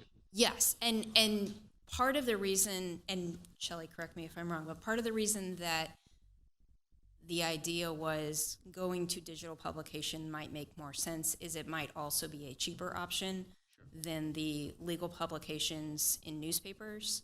And so they were also, part of the discussion was the fiscal analysis of how much it costs to do all of these mandatory legal publications in newspapers, and would it be cheaper for the city to just do those things digitally if we were legally permitted to do so?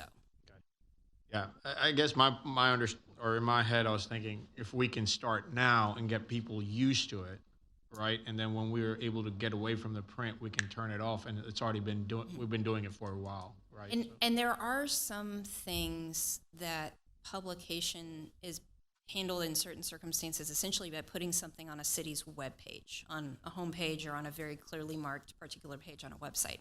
And so another thing that would be outside the scope of charter changes and amendments to the charter would be if that was something that staff wanted to explore or council wanted to explore, simply changing how we're putting those legal publications on the website someplace and try and direct people there.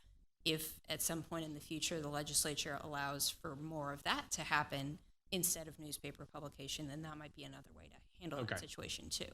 Fair enough. Regarding the pay, I don't know about the rest of my council members here, but I'm not in favor of that. I think no matter how much you get paid, you're not going to get paid enough. And so I think I like the idea that the members are served with, do it because of passion for their community. And again, I mean, you know what you're getting into when you sit in this seat, or when you choose to sit on this seat. The term limits, I hear Member Cade about being on a council term. I think it is hard for two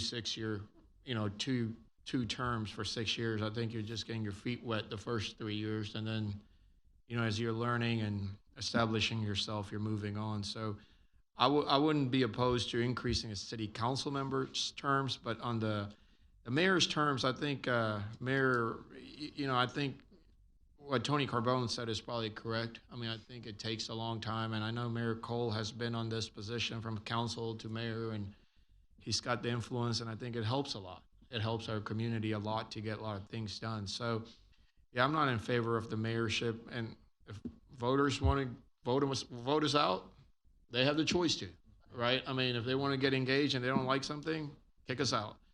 And so I think for me, those are two things. That's my opinion. Mr. Brown. Mona, you want to go? Go Okay, well, thank you all so very much. Thanks, Shelley, for being here tonight. So as far as the pay raise, I'm not for that. I'm against that. I really don't care about that. But as far as the term limits, the voters vote you in or they vote you out. So I really don't think we need to look at changing that. That's just my perspective. Sorry, Mayor. Mona, what are your feelings on the council term limits? I'm okay with the current council term limits. We ready? Yep. Okay, so I would agree. I think while we're looking at budgets every year, trying to find dollars for roads, we're trying to find dollars for IT infrastructure, we're trying to find dollars for parks infrastructure. I don't think we need to be spending dollars on our service up here. So I would be opposed to that. I appreciate the Charter Review Committee looking at it and considering our time, because there is a lot of time involved, and that hasn't been changed in years. But I don't think that's why any of us are up here. And so I would be opposed to that. As far as the term limits, that's an agenda item that I asked to be put on there. I think all elected officials should have term limits. I think that's just it provides transparency, or not transparency. It provides limitations. It requires us to look at succession and leadership in our community. But to Member Carbone's point, the city of Pearland is not just the borders of the city of Pearland at this point. We are a regional voice in our community, and the mayor is a lot of that voice. So having that time to establish themselves as leadership changes in those different organizations, I think is very, very important. I originally put 6 terms. That gives you 18 years. I know that's a long time. I've spoken with many members in the community, and everyone I've spoken to does like the idea of term limits. Council has term limits. There's no reason the mayor shouldn't either, again. But most of what I've heard is 18 is too long. So most recommendations that I've heard from citizens of the community, they're 12 or 15. So I think we can have that discussion if we want to change that. Obviously, this is just for input. So I would certainly be in favor of reducing that time period a little bit if that's what we need to do.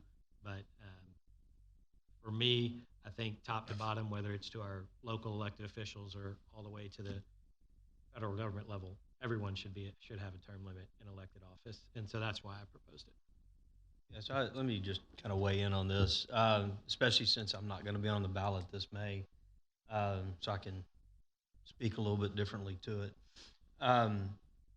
It does take a bit to get through the leadership in whether it's Transportation Policy Council, HGAC, and quite frankly, just other organizations out there like Baytran and others to work into a leadership position.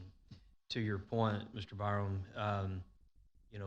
Pearland's the 3rd largest city in the metro area, Houston, Pasadena, then Pearland. And so we do have influence. We do have influence and people calling us saying, how did you do this? How did you do that? And we're able to help people in the region. And so whoever is the mayor of this city needs to be ready to, walk into those organizations and work up the ladder and do what's necessary to showcase our city. And I've been on the council as mayor now, right at 5 years by the end of the term, call it 6 years. And I'm just now I'm 2nd vice chair of the Transportation Policy Council, and I'm not even chairing it yet. So if you're looking for that, and the HJC and up there, they've asked that I was going through the transportation route, and as soon as I finished as chair, they were going to put me through the HGAC route. And so I've thought a long time about term limits for the mayor. I thought about it 5-6 years ago when the last Charter Review Commission was here, and I had some real thoughts on term limits and the length of terms for council. This was talked about 6 years ago. I think council moved away from it and didn't put it to the voters. But I've always said, I think what's better for us, because the mayor doesn't have a vote. The way our charter reads, it's 7 members plus the mayor, and the mayor doesn't have a vote, only in case of a tie. So putting the same term limit as council is different, because you don't have the quote same power that a council member does in the vote. Because the mayor doesn't vote. Like I said, maybe 5 votes in 5 years, if that many. And so you have that side of it.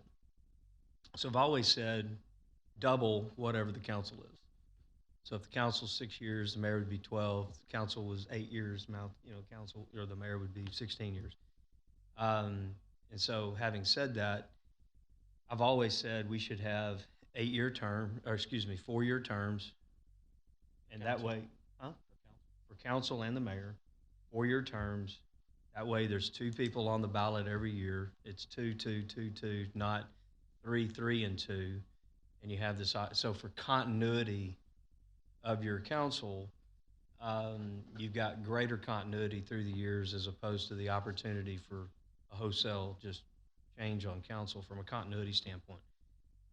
That would give 8 years to the council, to Member Cade's point. And then if you wanted to do 3 terms on that, that's 12 years, or even if you did, the 4 terms for the mayor, that's 16. It's not 15, but it's closer and it's less than the 18. And I think something like that would work. It would give longevity to a mayor to work with council and staff, as well as work the entire region. I'm 61 years old. I can't imagine. 15 years from now, I don't know that the last thing I want to be is in my mid-70s and working it. But I thought long and hard about it, and that's kind of where I come down on something that's reasonable. Whatever we want to do with term limits, whatever we want to do with the makeup of council and everything else, you want cohesion as much as possible. You want, once you have, just a good council in place, you want to make sure that you're keeping that continuity of work. So those are just some thoughts. I do appreciate the Charter Review Commission talking about our rates of pay.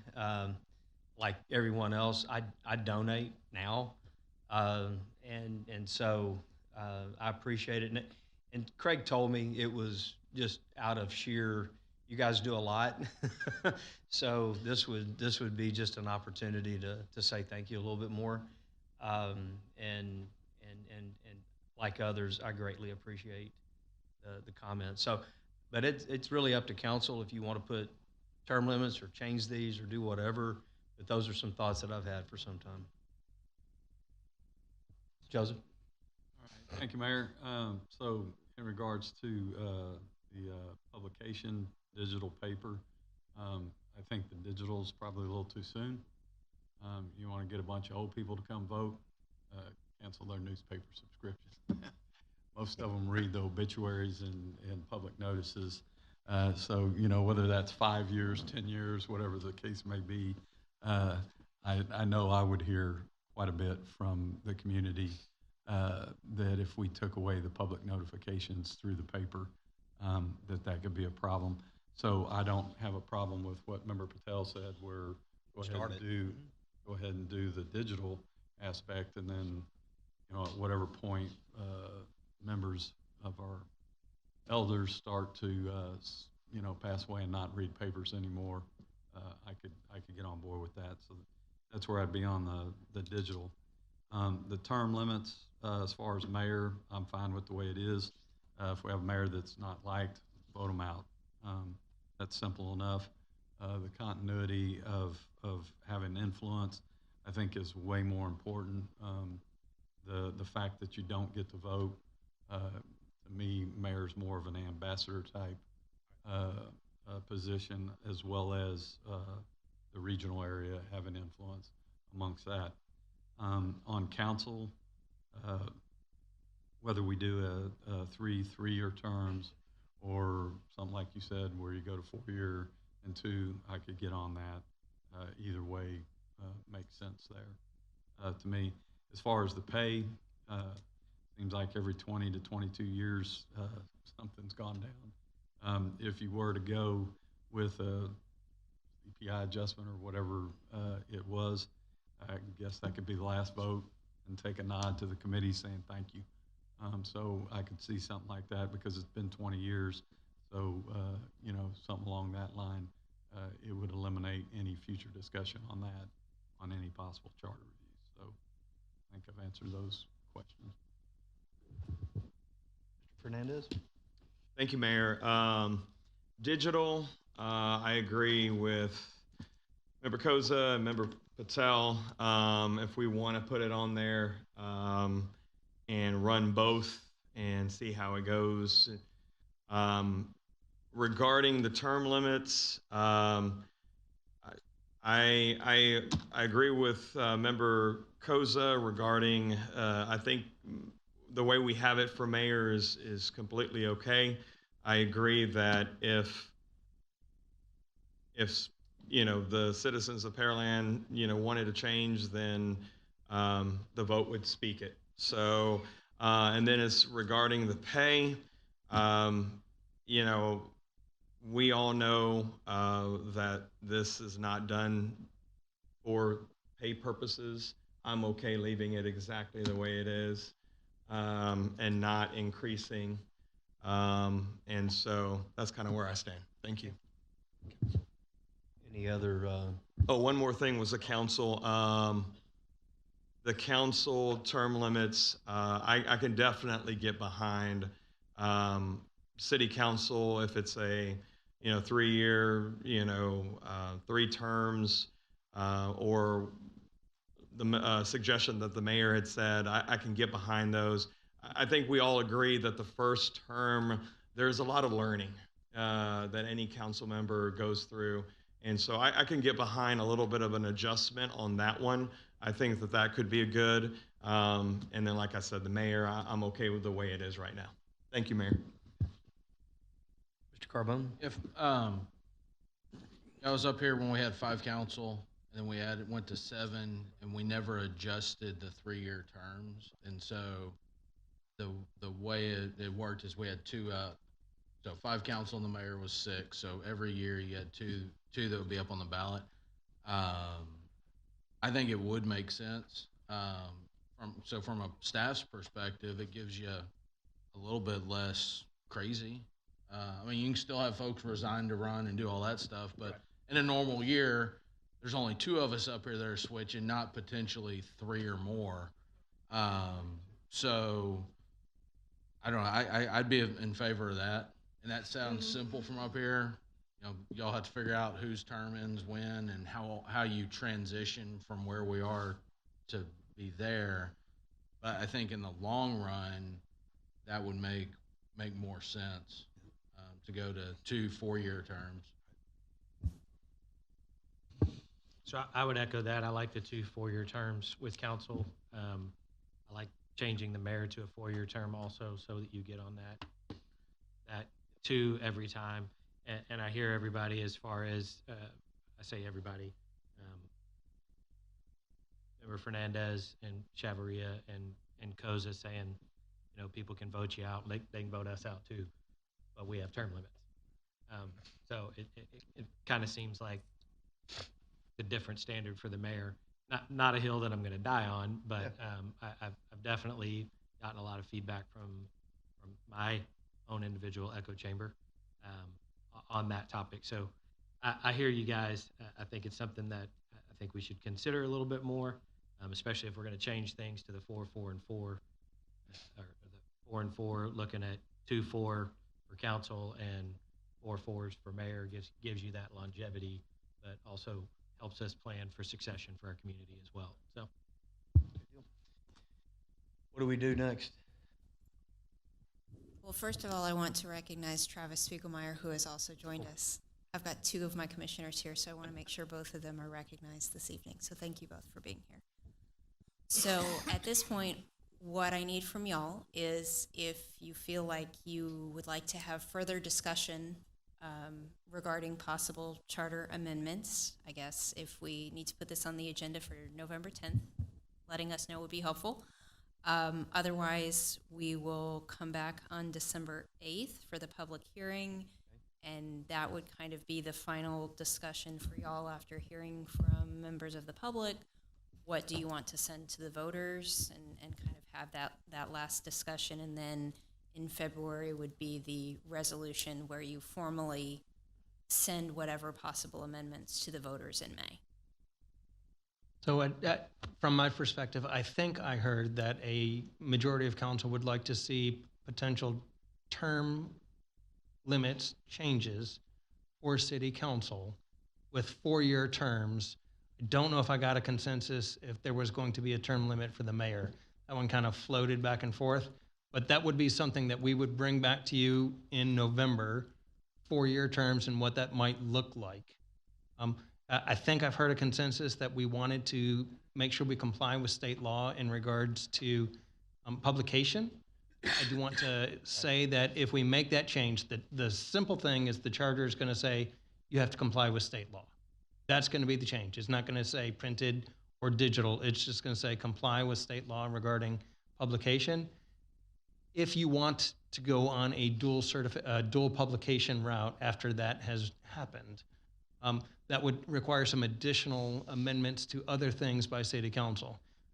Being the folks that y'all are hearing the discussions that I heard tonight, I assume that you do not want the citizens to pay for the cost of publication in both those things, which means if you want it published in both places, you would have to charge that to the applicants for whatever that notification is.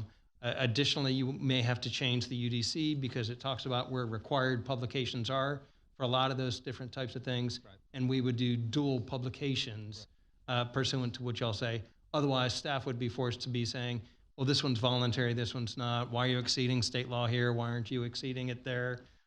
So to remedy those things, we would, if that's the direction after this happens, if that's the direction you wanted to go to, we would come forward with changes to the fee ordinance and to the application requirements and notices in the UDC. So those are the two things that I thought that I heard a consensus on. And then no consensus on pay. No changes on the pay. Well, you have consensus, but to not do it. And I just wanted to add, Lawrence has had the opportunity to work with multiple charter review commissions. And in one of those, they actually did, I guess it was 6 years ago, he actually looked at the 4-year terms and created a breakdown of that. Do you recall that, Lawrence? I do. Yeah, and I'm not saying we dig that up and give it to Katie to let her refresh it and see if she can make sense of my math. I just want to make sure everybody understands that by transitioning, there are certain positions on council that would end up sacrificing a part of a term to be able to accomplish that as you transition to that. So, but we can go over that obviously at a future meeting in November to show what that impact would be so that council could evaluate if you still want to go down that path. Ms. Kate.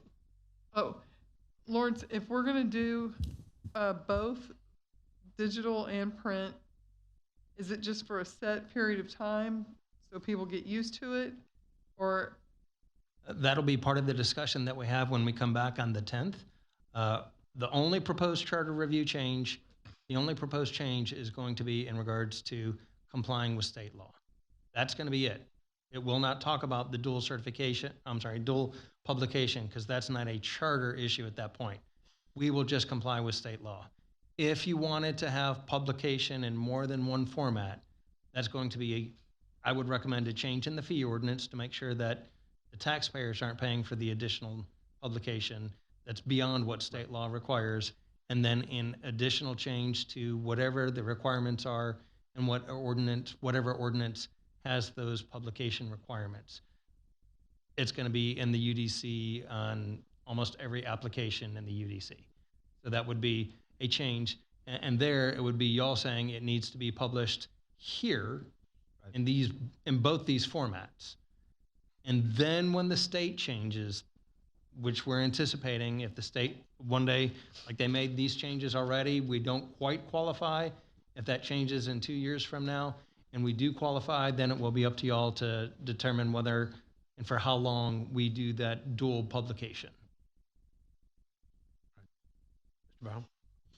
Just for a consensus of direction for staff, in my mind, I don't know that we need to hear it again on the 10th. We can probably deal with it on the 8th when you bring the presentations, unless y'all just want to do it on the 10th and then go to the public hearing. Right.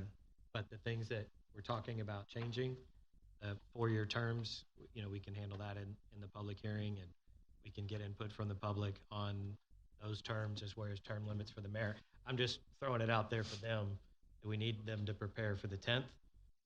Do y'all want to address it again on the 10th, or can we just deal with it on the 8th? I think it's worth They're just bringing hearing it. proposals on the 8th. I would say it's worth just having that discussion on the 10th. There's no reason to bypass it. Just get a clean kind of version of what they're trying to. Well, we'll have had a chance to sleep and come Exactly back. right.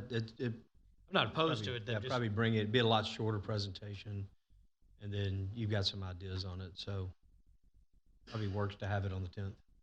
Yeah, brief. Yeah. So, all right. Last call. Good discussion. Thank both of our Charter Review Commission members that are here today. Shelley and Travis, thank y'all for being here. Thank y'all for the 6 months worth of work as well as we went through it. Katie, thank you for your work on the Charter Review as well.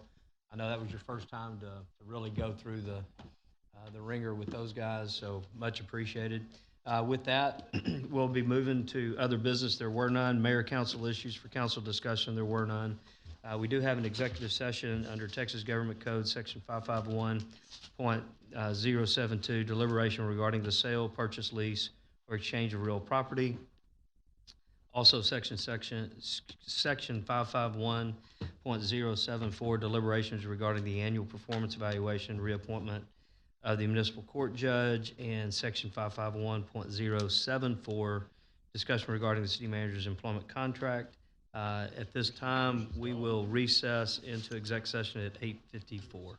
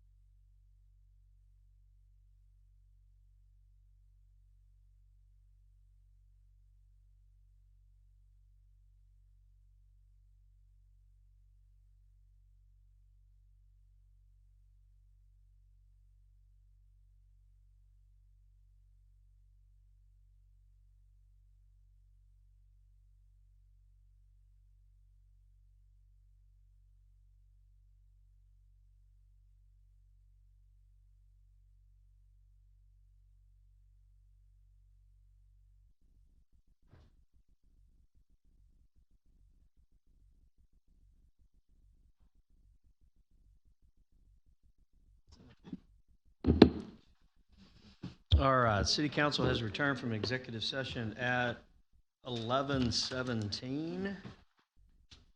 With that, we have new business item number 11. Do we have a motion on that?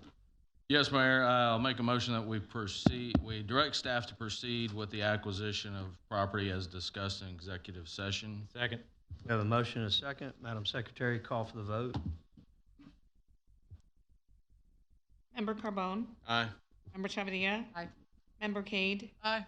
Member Fernandez? Aye. Member Patel? Aye. Mayor Pro Tem Byram? Aye. Member Koza? Aye. The motion passes 7-0. All right, moving to new business number 12.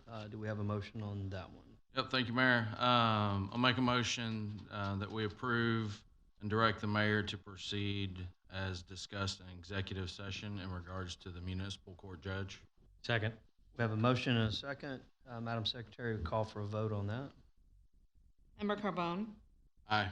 Member Chavia? Aye. Member Cade? Aye. Member Fernandez? Aye. Member Patel? Aye. Mayor Pro Tem Byram? Aye. Member Koza? Aye. Motion passes 7-0. All right, moving to new business item number 13. Council will take no action. With that, we'll move to adjournment at 11:18.